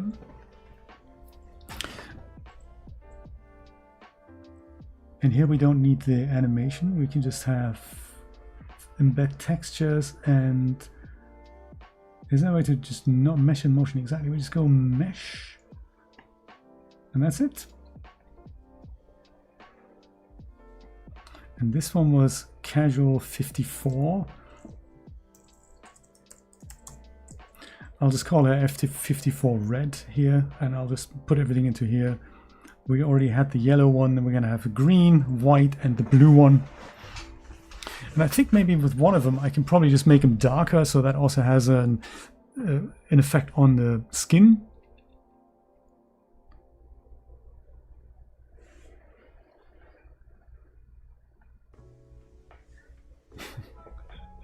This is actually very fun. I'm glad I can do this together with you.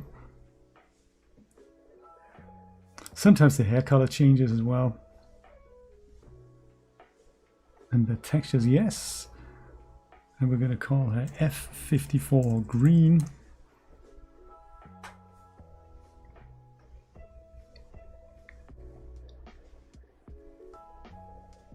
And I might not even use the mesh. I might just use the different material instance on these women.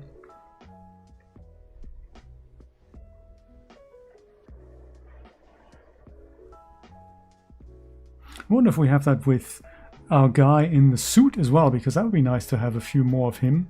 And then we don't have to worry about bringing in new meshes and tweaking things and stuff. Oops, hello.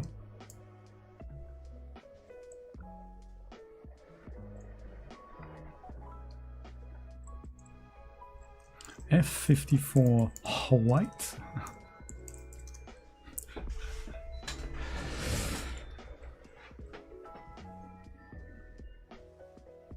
Oh, and Nate, congrats on doing the Georgia path in Stardew Valley. That was pretty scary.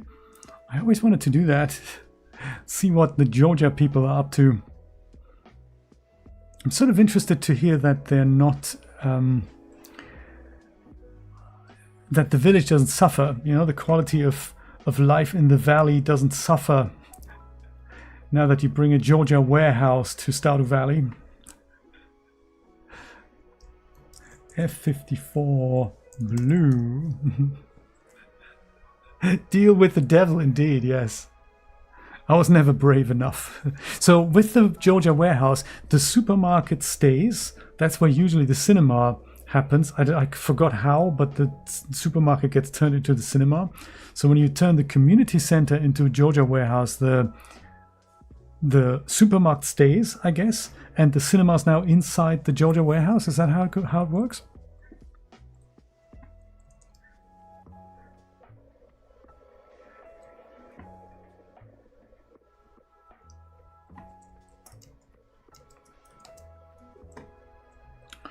And now, of course, we need to import all these things here.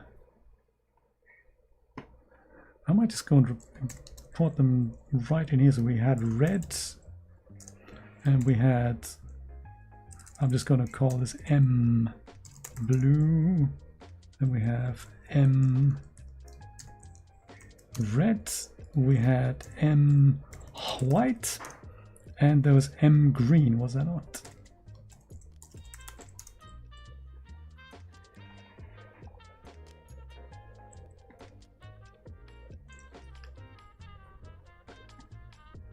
What was the folder again? Blue. Blue, blue, blue, blue, blue. There we go.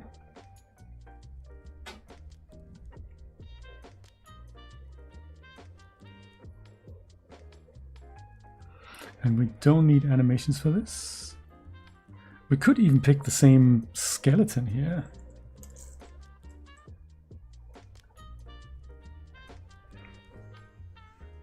And it doesn't have to generate the skeleton. We don't have to worry about that. It's more about the textures.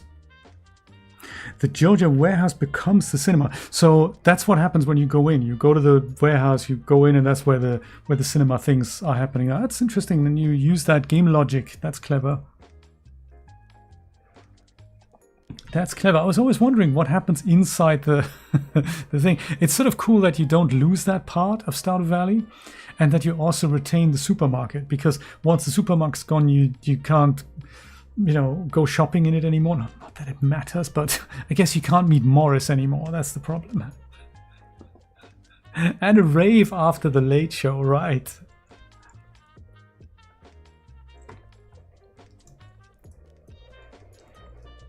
There we go. Here's the blue version. Let's import the green one. Green.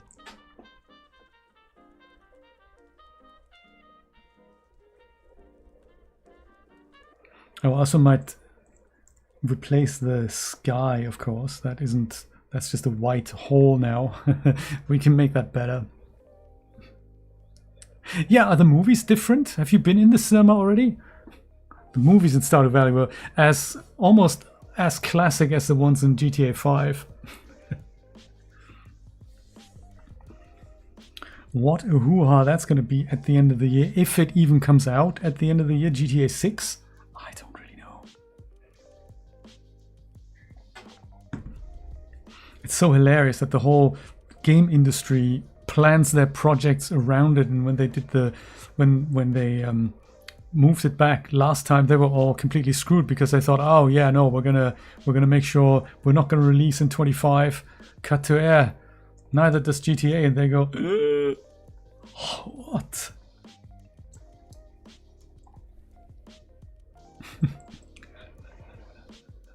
I don't think I would have anything different there.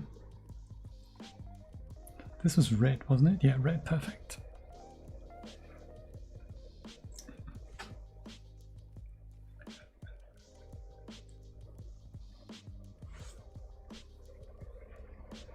Oh, yes, of course. They had stuff in their catalog, didn't they? Not that I bought much of their stuff anyway. Oh, good point.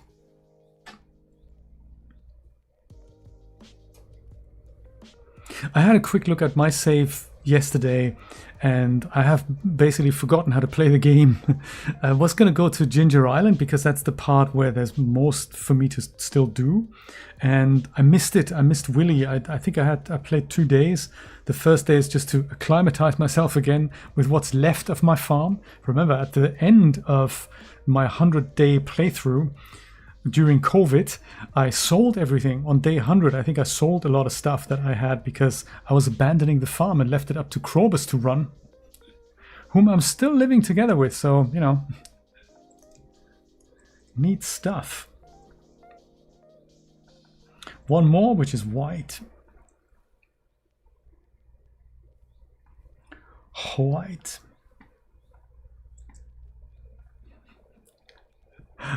Russian blue.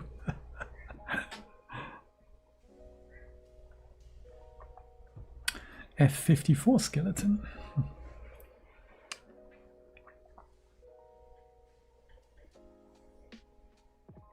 I'm so glad chat relay started. Not that anyone's noticing, because I think there's nobody on Twitch after all. If I had one person on YouTube say, hey, the resolution is a little bit emerald green, yes, the resolution is a little bit less than, isn't fantastic on YouTube. And I said, yeah, that's the transcoding. So for him, for Thiago, I've made the Twitch feed, so maybe he watches it later, who knows. Oh, maybe not.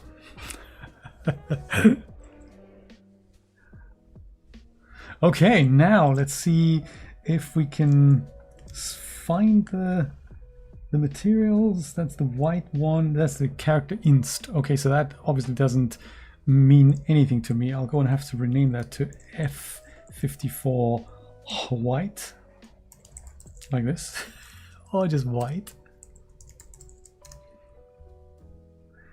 Same with the other ones here.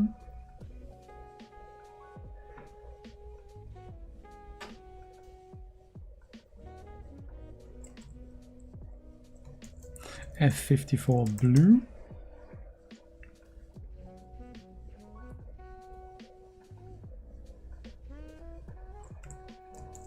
F-54 green.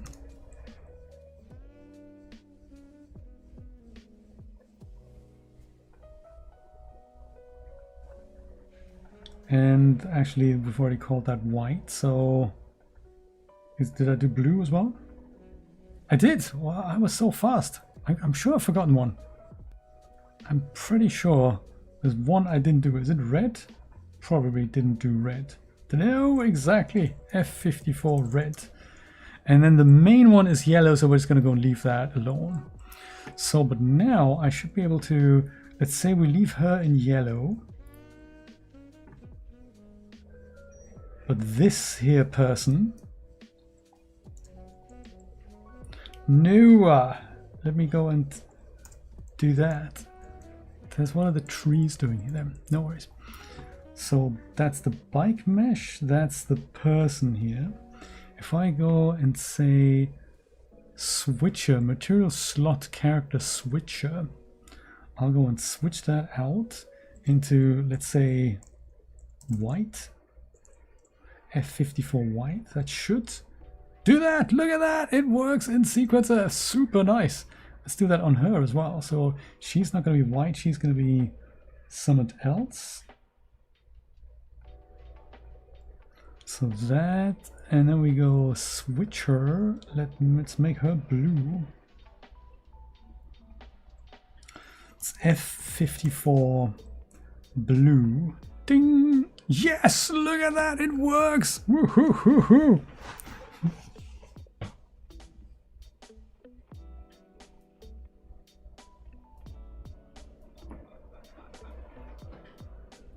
Oh, you can? I didn't know that either. So you can't just buy books, you can trade for books or for other useful stuff. That's neat. Yeah, maybe it's good, you know. So what, you give the book back to him and he gives you useful stuff? Is that how it works? Because hey, I need to let Julia know. There you are. You're in yellow, so you're not gonna be in yellow anymore. You character switcher. You might be red, perhaps. Or let's say F-54 red. Yes, yes. And then you here, I'm gonna make you maybe green.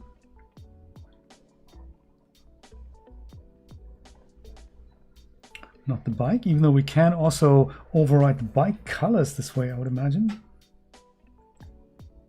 Right now they all have blue bikes. I'm okay with that too. 20 coal for the mining book. Oh, really? That is useful. And the books are extremely expensive as well, right? If you buy them for cash.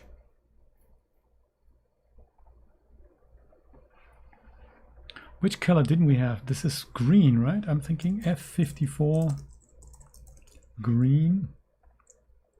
Here she is in green. All right. Look at that.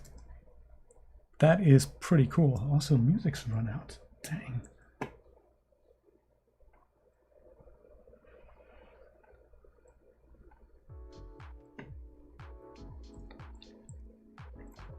So now we no longer have twin cyclists. They all wear something different. That is just so cool. Just out of curiosity, because of course my curiosity is piqued as always, how is the bike color situation? I mean, not that I dislike blue and not that we don't even see it, but just out of curiosity, can we match this with a green top? Can we give her a green bike?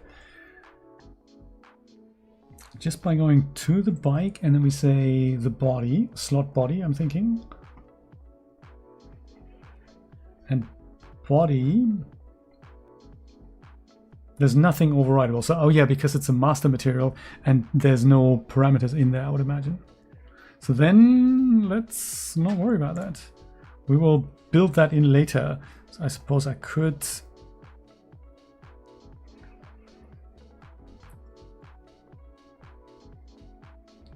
Yeah, this is a master material. So if I were to go and turn that into an instance, then I could do something like override this and turn it into a parameter, and then I could animate it from sequencer. That might not be the worst idea. Then at least we can have different colored bikes. I might return to that just because...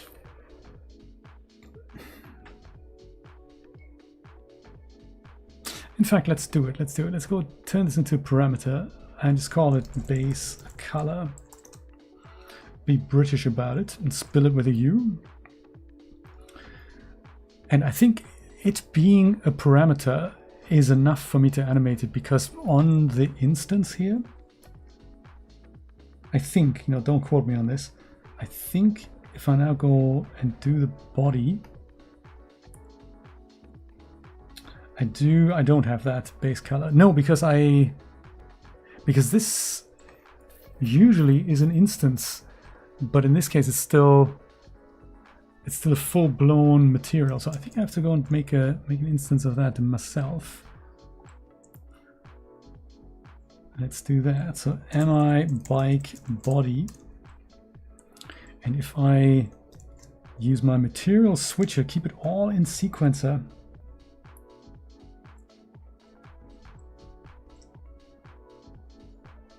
switch the bike body to basically mi bike body. Oh, there is instances here, so I could just go and switch it out. Does that work? Yes, that works. Oh, look, there's materials. I did not know that. I'm not sure if they're the correct ones. Oh, do you know what? That's not for this bike. That is not for this bike. The UVs are not correct. Let's see if we have mi bike body. That changes it back to that. I like it. And now in body, do I still haven't got a parameter? Dang, brother, that's cold, buddy.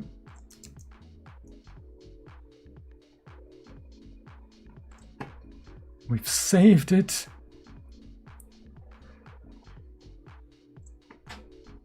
We're okay to override it, and it still doesn't let us. I'm shocked. Let me just go and get rid of that slot. Maybe it needs to go.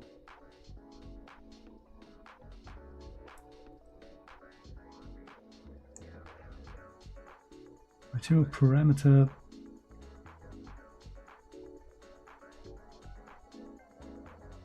Bike body still doesn't do that. I am extremely disappointed. We'll have to come up with a different bike shader then. We'll have to come up with a different bike shader. It's fine. We're gonna go and leave everyone as a blue bike for now. That's not so bad. What else was I gonna do? There was something else that I thought we should do this. Oh yeah, other cyclists going over here. I don't think we can have people walking here, but definitely a bicyclist or two crossing, I think in the first shot. I think that'll be nice. And we can probably reutilize some of the people we've already got going here.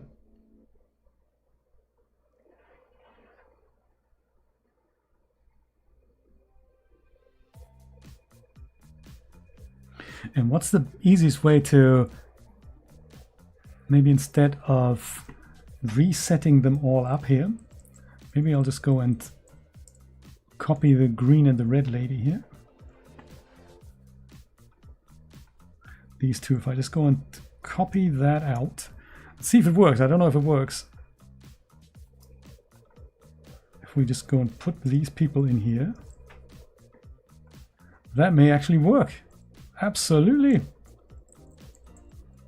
They don't have animations right now, which I'm super disappointed about, but in principle it's worked. Does that save me any setup? Yeah, there we go.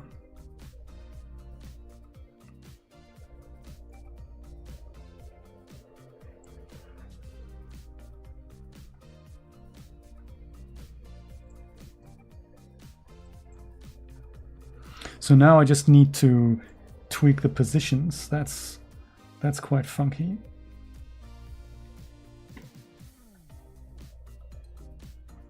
How about the other one? Is she still doing the A-pose thing? No, that's working fine here. Okay, good. So these people,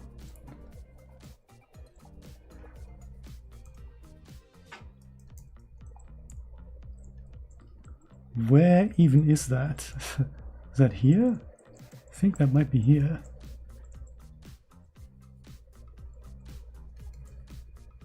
I honestly don't know.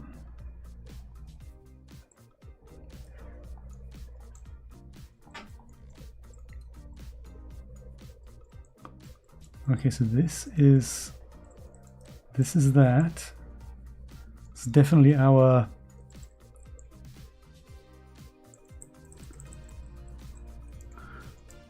little alley. I might just go and put something here so I remember what that is.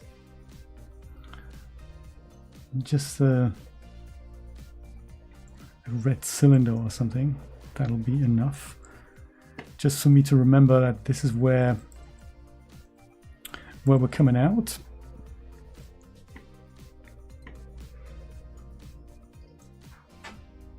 Basic shape material instance. I'll put that instance on. And in fact, I'm going to make a copy of that into here.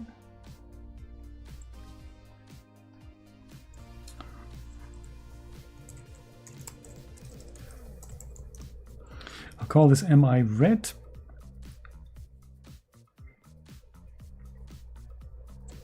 Put that in here, then actually make it red. It's in Stardew Valley. In Stardew Valley, we can go and instead of buying books, you can trade them for something like a book you want to read. So like the book about coal, you instead of paying 20,000 in cash, you can just go and right, exactly, Nancy. No more twins. Yes, instead of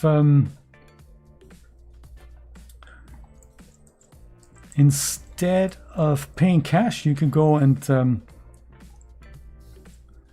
pay with something you might already have that you might not need.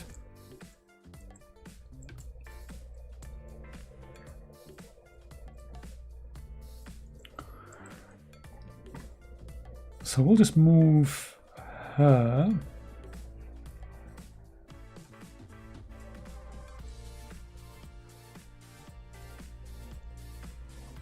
over to this side. I think maybe, yeah, we'll just go and move you over here, and then you go over here.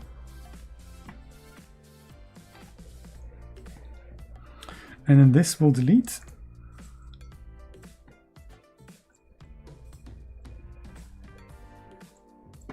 And move you over here.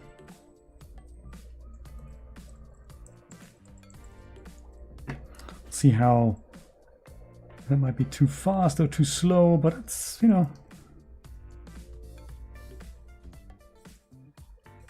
that gives it that extra bit of life we're looking for. And then there's another one crossing in a moment. That'll be her basically her twin. Let's set that up.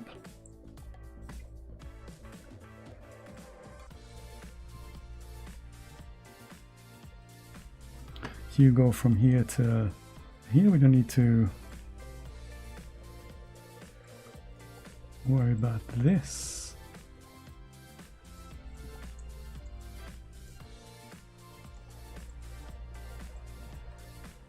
So you go over here. And then you go over here.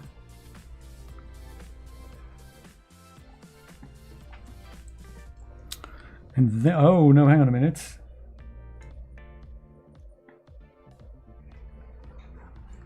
Let's get rid of that. This should have these guys go over. One's a bit too fast. The other one's sunk into the ground. It's all fine.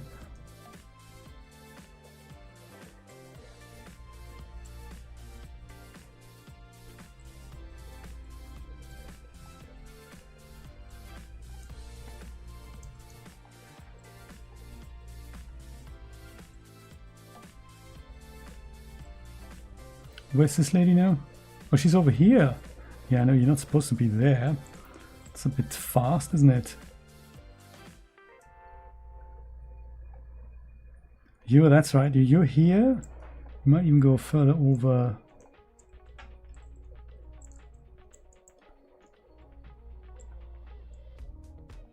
And then here, you're going to go sort of over here. That should be enough.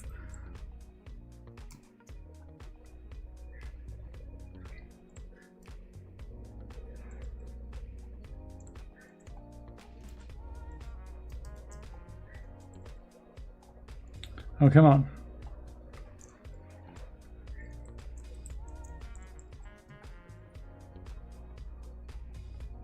Okay, that's much better.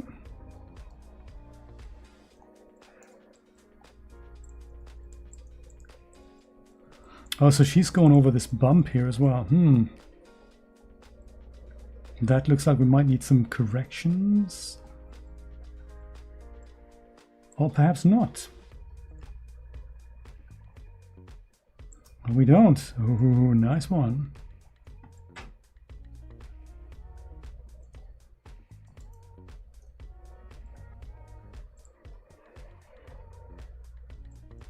So just the front bit that needs to be, we need to start moving before the shot starts, and she's already out by the time we're here, so we don't have to animate the end. The beginning here of this person.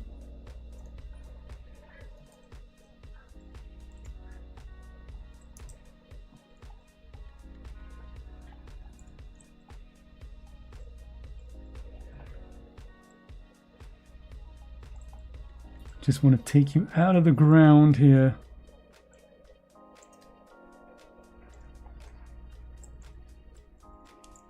No more twins, exactly. And I think this we can... we're okay as well.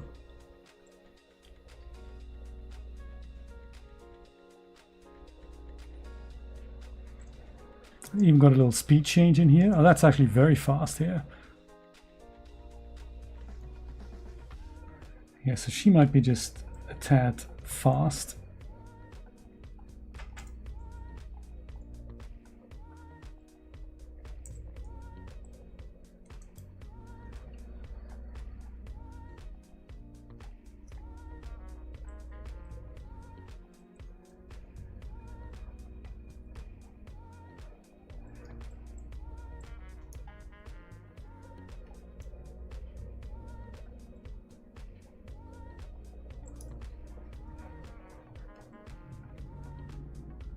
And if we make that linear again, then she's already linear. Good stuff.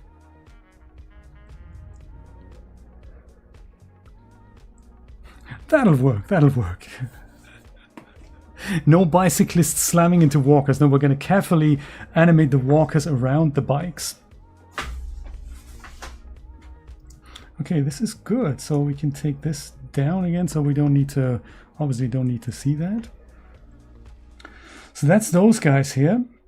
Let's quickly save. And then let's animate one more shot with cyclists. And then I think we'll call it a day. But I think this one here that we'll see next, so we'll have this. That's kind of cool. This one here, I think I'd like to have at least one person going from left to right here. And that'll be quite nice. I took all the chairs away and all the bits and pieces here. There's probably also debris that's all gone. Street, I'm gonna have to leave because otherwise I don't know what to animate against. But it looks like some of the particle effects are on the street level. That's not clever. Be good to have that on a different level, but hey, we'll worry about that another time. I'll give this another color as well, because I like it.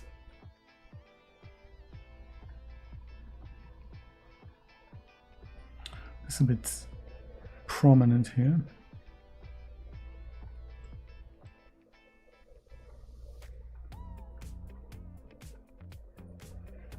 So this, let's make that one green.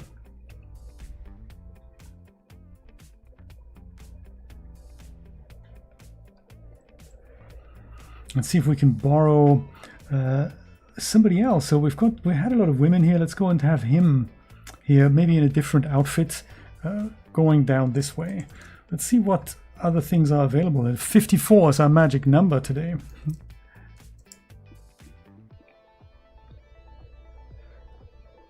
So under actor, character, casual. Were you casual? No, you were business, weren't you? Yeah, there we go. Were you M13? M13, okay. 13, yeah. No, don't want to just replace everything.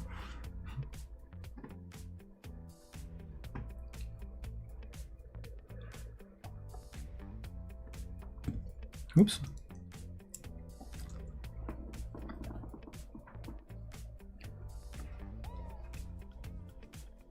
Yeah, let's see what other outfits he has to offer. Blue is nice, buddy. But what? M13 doesn't have clothing? We'll just have to figure out another person. Were you business? Oh, business. Sorry about that. You're not even... I'm sorry, I was looking at the wrong thing. Business. M13. M13 has the mauve suit.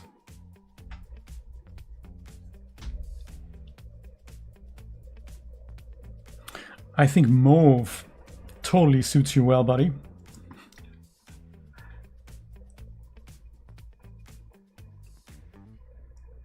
Just the mesh.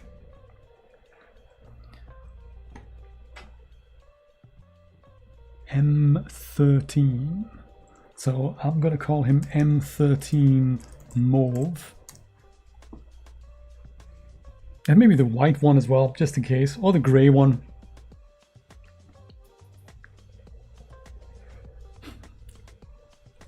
No twins here.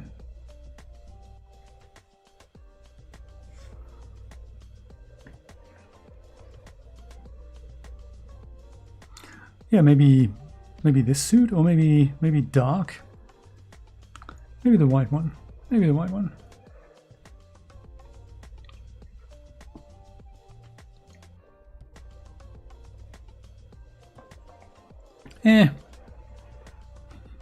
While neutral, darks for the distinguished gentleman. Let's do that.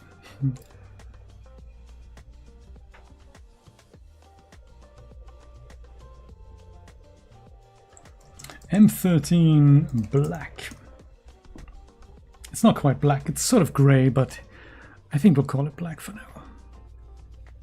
His shoes are black.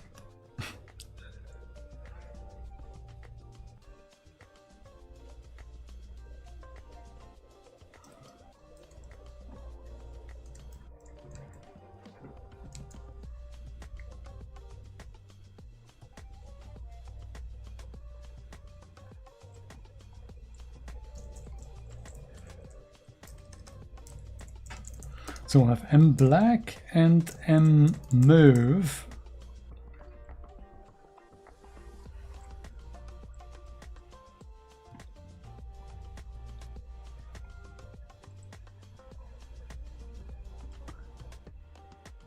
This was black.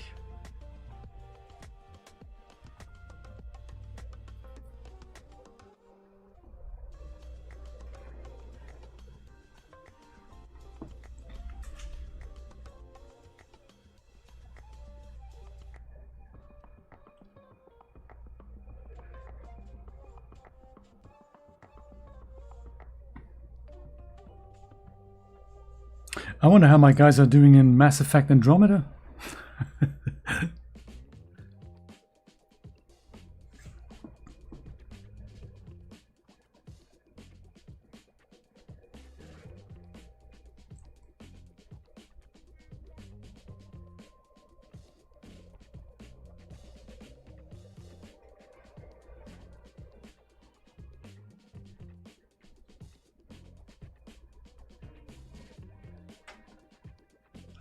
Good, good.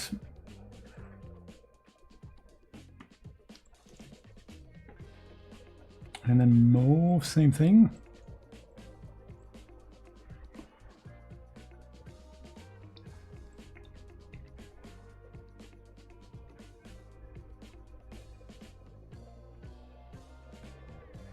Oh, do you know what? The skeleton, I totally forgot to pick that from the other guy.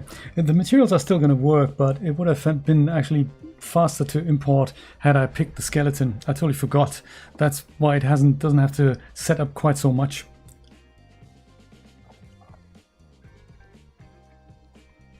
That's why the black import took a bit longer.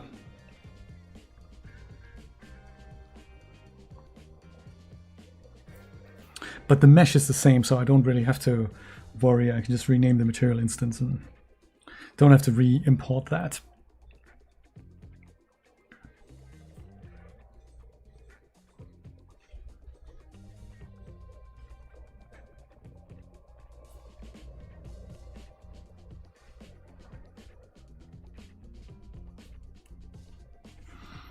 Okay. And of course rename stuff so that I remember what was what. So he was M13 mauve. And then same here in black. M13 black. Okay. And I think I might animate him from scratch here because why not?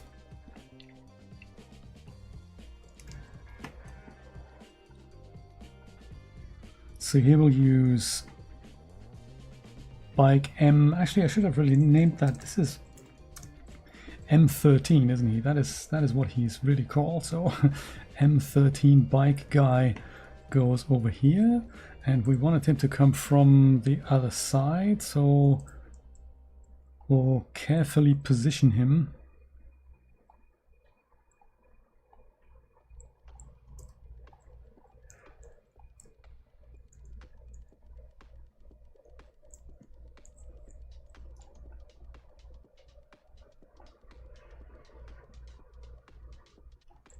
Somewhere here,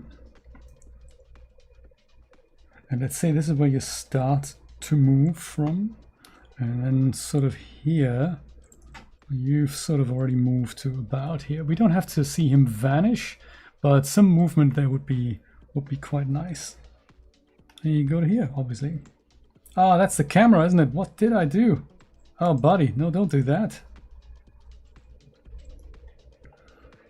I hadn't tracked the guy into the actual scene here.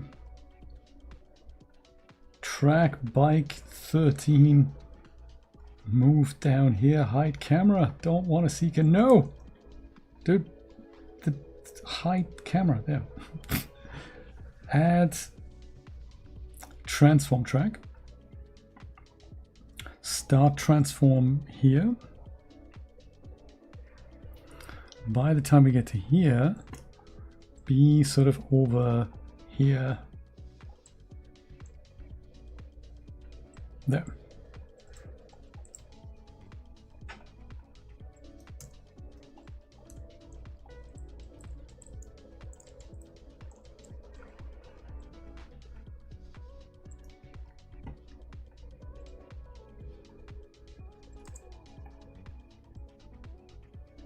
With your wheels on the ground or thereabouts.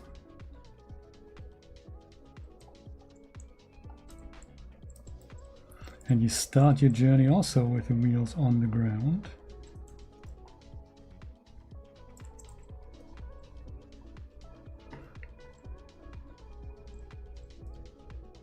Fantastic. And then we'll go and target the bike, and we'll go and target the rider.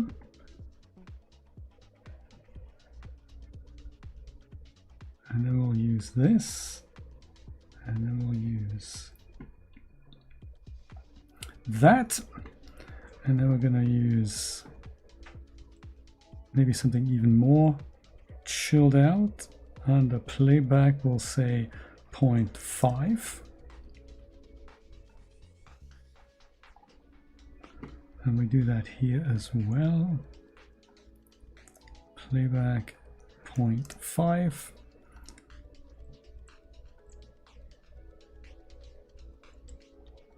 And your hands on here, that's all good. We'll make the motion start here and end here. And I think these guys will just extend by a bit. Doesn't even have to be a full cycle. And we're going to make you spawn as well. Spawnable, check.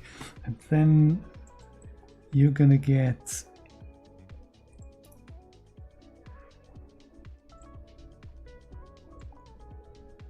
a nice mauve outfit, perhaps. I'm thinking rider, material switcher, mauve. There we go.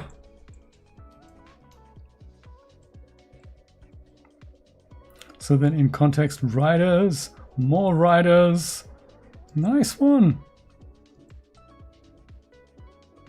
I almost feel like we want somebody going the opposite direction. He doesn't have to go all the way. He can basically start halfway through and then just come into the middle of the picture.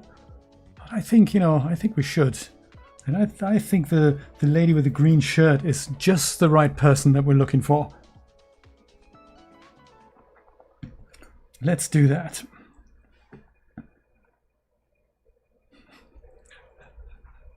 Oh, okay. Some meds, coffee. Ooh, and it's taking a toll on your stomach. It's a good combo, man. Well, I'm going to animate one last rider, namely on the other side. She's going to come in from here. And then I think we'll call it a day. I'm thinking she'll be here. Oops, that needs to be on. Bit of all this, and then we can switch it off again. And then we go and put her over here. I think we did a lot. I think it's been really cool. We'll just chip away at this.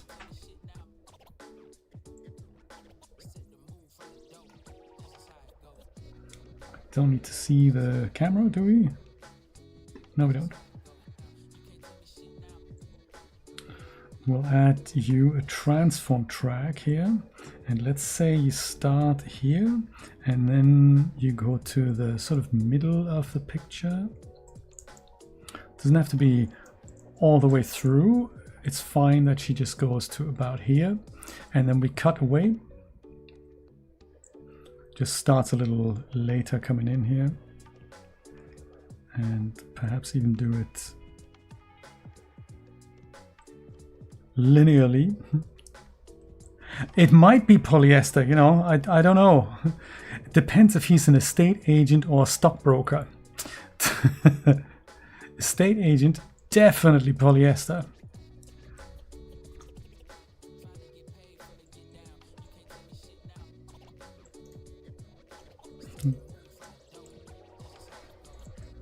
Yeah, those are all the things that we need to really need to really think about in world building, isn't it?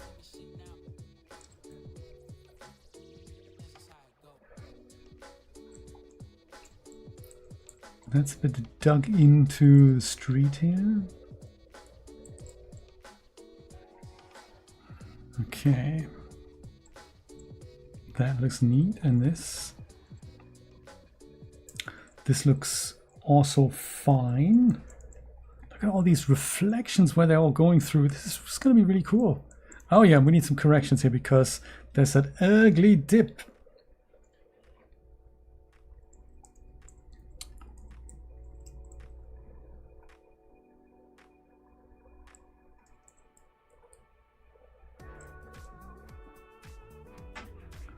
That'll be forgivable, and then here looks like we're also good. Neat. So then we go do that, and all we need is a bit of the actual cycling animations. But I might go and grab them from my other guy here.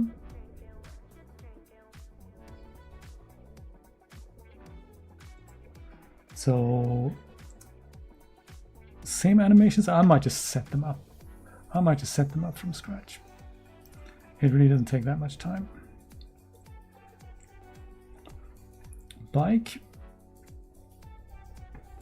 mannequin,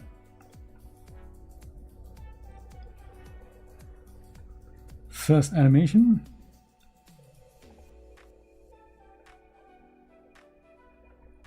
we might just leave this on the full whack here.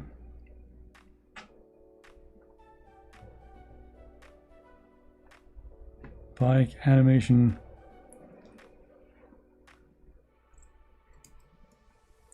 Full whack, here's our shot. Maybe she's a bit fast. She sort of lunges out there. Maybe I will have her start a little bit earlier in the shot. Sort of more here.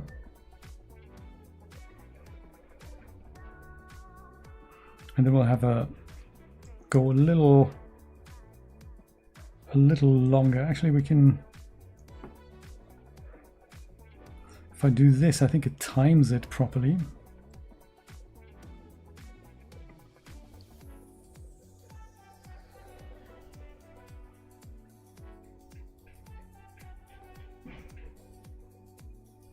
Yes, and then the shot's over. So you just go, keep cycling here.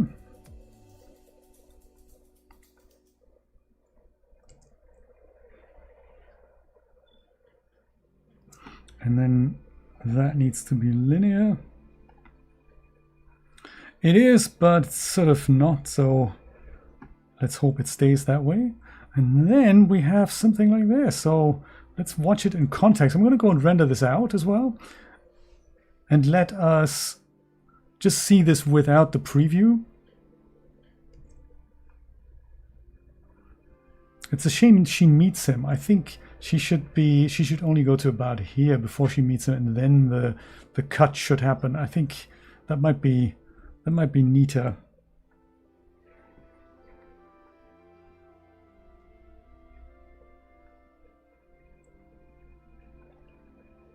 But when her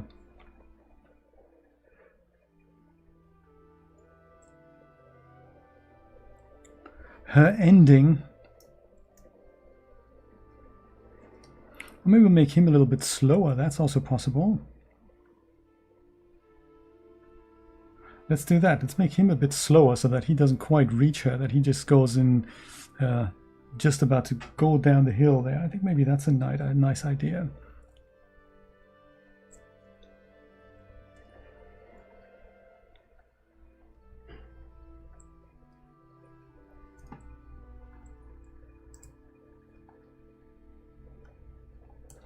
That's the wrong one.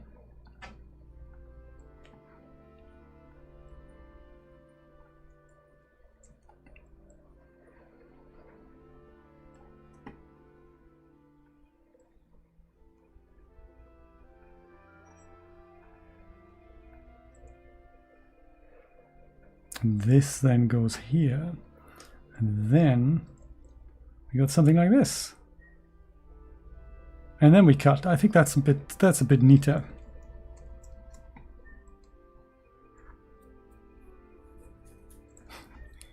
I'm just glad you have bike lanes, Nancy, because I know this wasn't always like that. America is particularly awful at putting bike lanes in, so I think they've gotten better in the last decade or so, but it wasn't always like that, you know.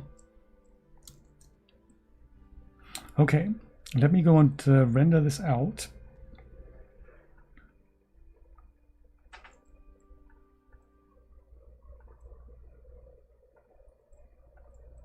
And then we get a better impression of what this looks like. Fingers crossed.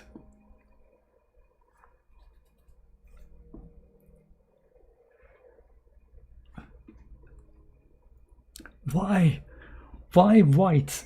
Why developers think 100% white is literally the way to go at any moment in time? Let's make it as white as humanly possible. Burn everyone's displays and retinas out at the same time. Whatever happened to medium gray, you know? Or dark gray even.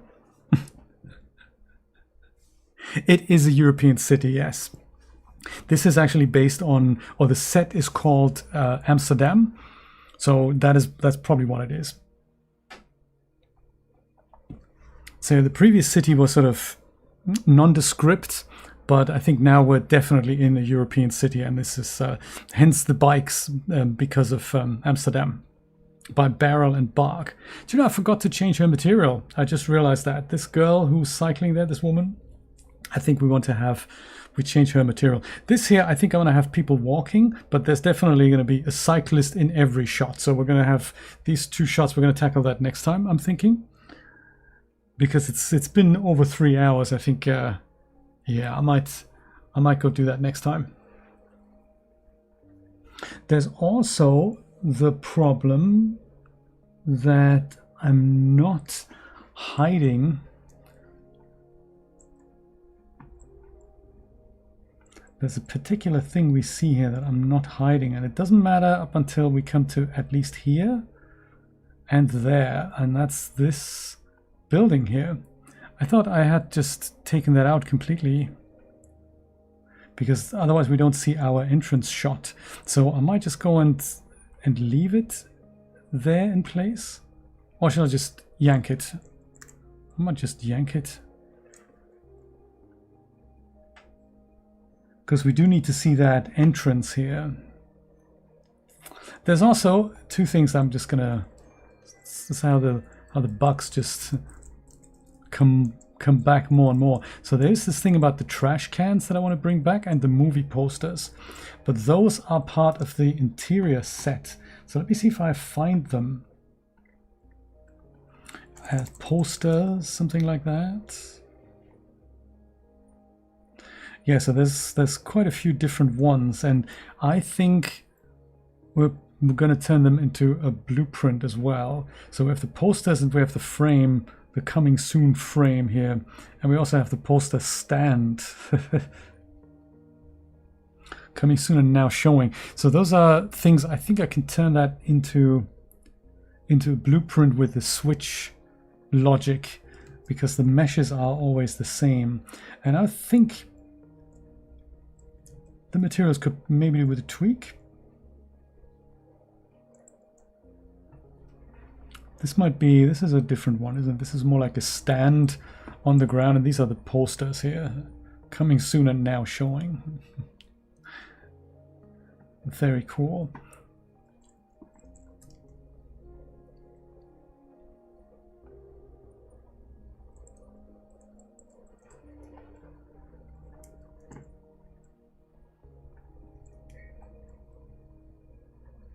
There's also a few things missing, I just realized. All the levels that I've disabled earlier. Yeah, so we've got one of those here. If that's the right height or not, don't know. Then there's Celsius here. That is, I think, another poster. So that's probably in the same space here.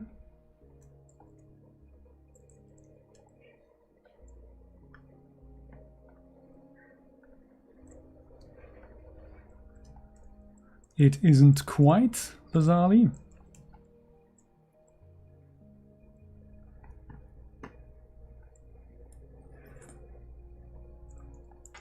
Yeah, so we have that variation there. I'm going to replace these with my own.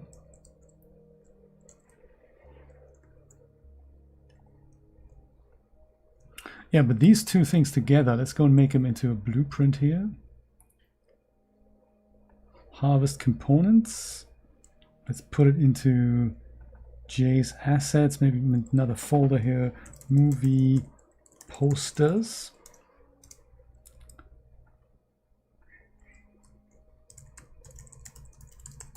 BP movie poster.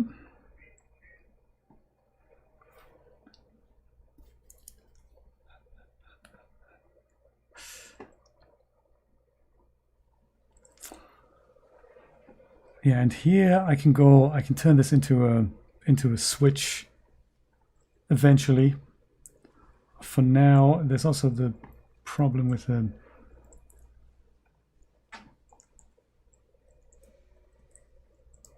the fact that these are not in the center. That's so bad. Let's do this, and then we do this as well. And then we just line up that poster with that.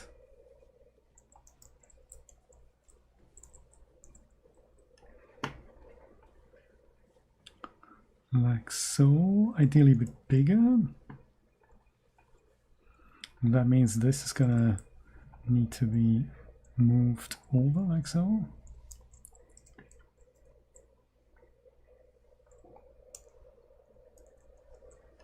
Okay, and then we're going to have,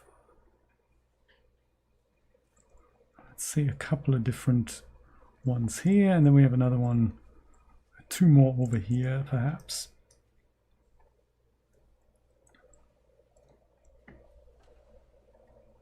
Like that. That should do the trick.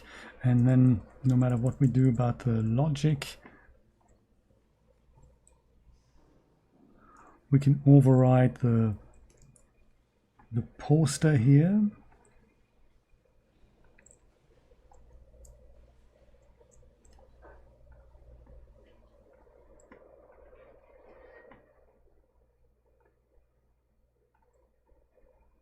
With whatever funky stuff is showing.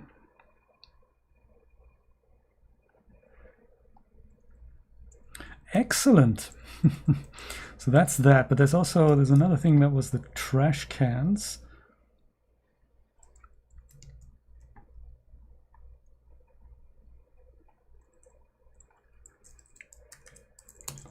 Trash bin.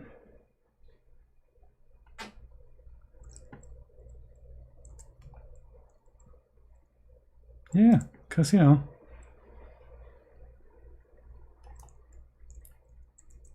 we have bins by the entrance, man.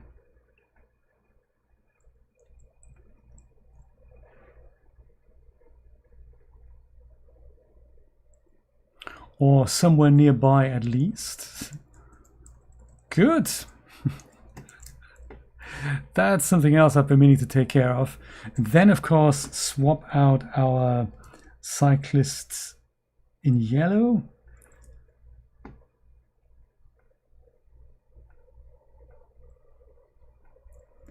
Let's make a green. I do like the green. Switch this and call it F54, was it green? Yes. Okay, now we're going to go render again. Also, enable foliage, enable debris, enable props, cars, yes, and things. That was totally not there. Much better. Okay, let's go and render this one more time. And then we're going to call it a day.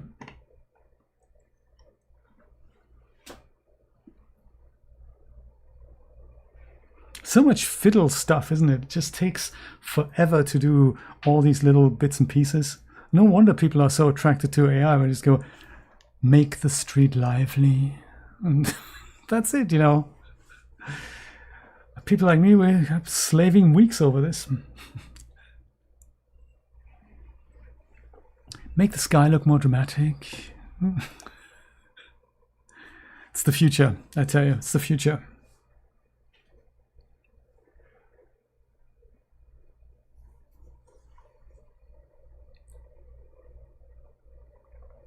Put boats on the river. Make the trees waft more. Put airplanes in the sky.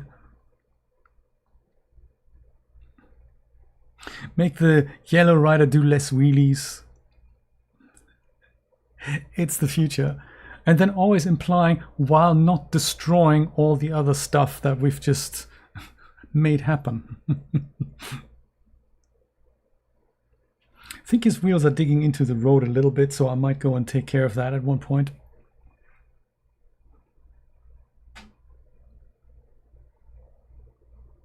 This is actually my favorite part, seeing just how fast Unreal Engine can render this. So there's somebody going to be in the booth there.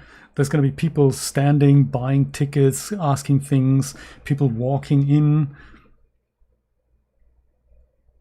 And then we'll have all the interior bit to take care of. But that happens another day. Is Premiere still open? Yes. Yes, perfect. So that's technically here.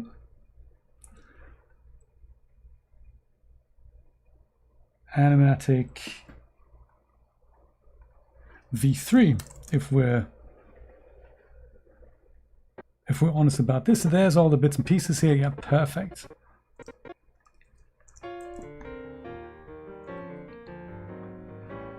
Look at that. There's life in there now. Yeah, there needs to be something here. We haven't worked on that yet. But I think at least one cyclist in every shot. I'm thinking that's the way to go, isn't it? Jay while rendering, exactly. Oh yeah, he's totally in the. His wheel is totally done. This is okay. I'm not sure about the wheelie. We'll see about that. She starts a little bit fast, but his wheels are definitely digging into the road here. So we'll need to take care of that.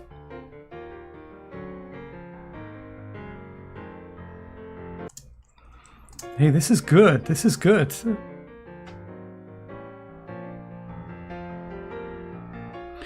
And her movement. I really don't know what's going on with her movement. Let's just have a look at that.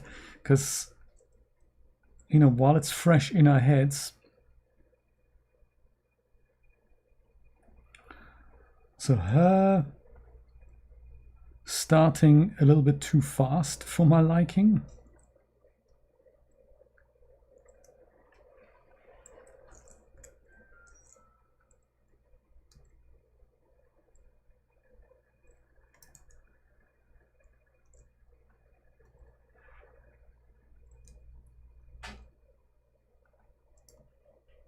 Are we on this keyframe? I don't think we are.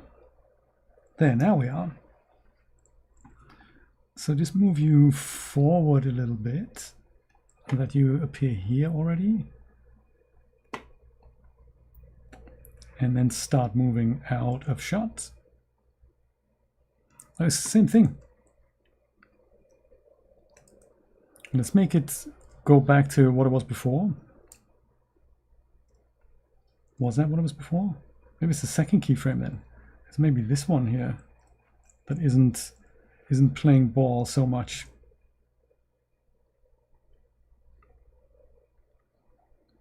We can live with that. But now we have to do the corrections again, I bet.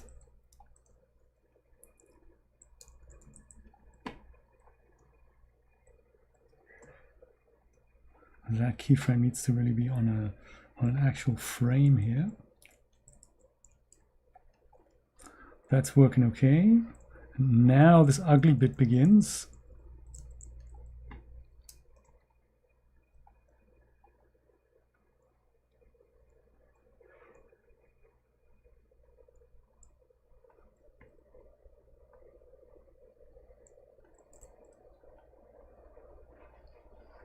And we have that snapping on.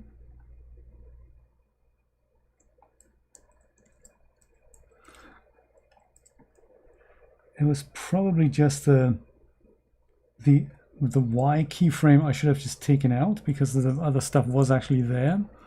But hey.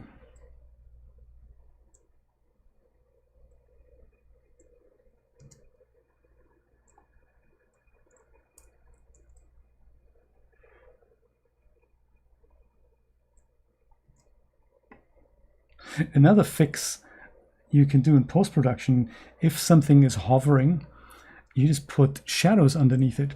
And if it's done clever, nobody's going to see it. It's quite exciting.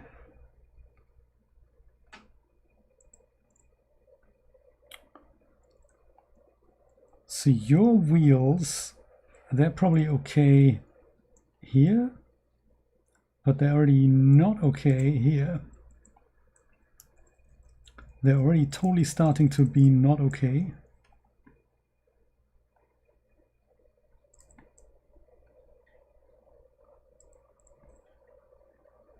Also, what are we actually keying? We're only keying the things that have changed, right? In location? Yes, I think so. Because that's another key only the changed. If this were set to key all, it would key frames that I didn't want to have keyed, so it's always good to check what that's set to.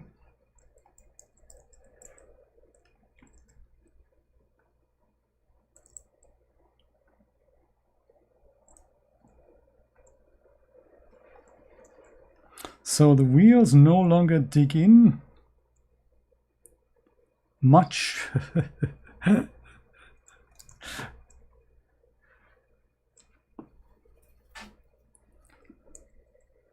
Only to a point where we can sort of live with it. And I think that also warrants another render, I say.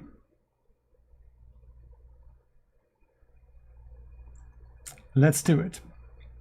Let's do it all again. And you know, there's so much more to come. I think even though it takes forever to do, I think eventually it's going to be one of those animations I'm hoping to be really proud of. If it's just so much chipping away over time. I remember that from the old title sequence. It was so much work, and it's not actually that much going on there. But it was also a big learning experience. At least I know how to do things a little bit better now.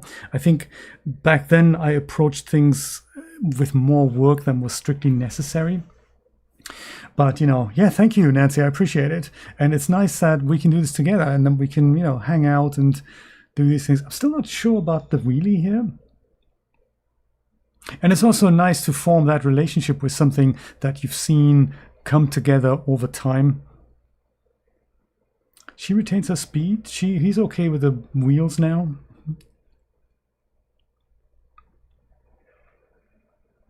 It's nice to be on the ride, I tell you, exactly.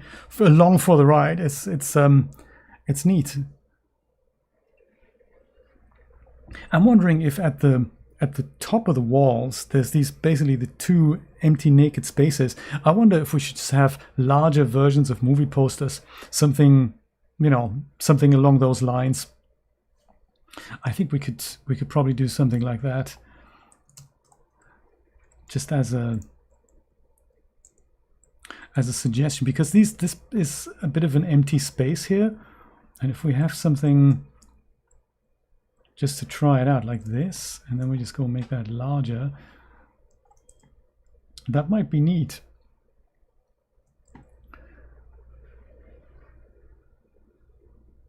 And then it's unmistakably, it might be too much now, but something on these walls here, something that is that drives home this is actually a movie theater. It might even be something as simple as put windows like this here, but usually multiplexes, they would just have signage or something along those lines there. So we'll think about this next time, obviously with other posters at that point. I'm thinking something along the lines of this. That might be sort of neat. I'll leave it here for an idea just so that we remember, and then we can always take it out for next time if we don't fancy it. Yeah, what do you think of this idea? 12? I think 12 we haven't featured. There we go. Something like that. That might spell movie theater a bit more.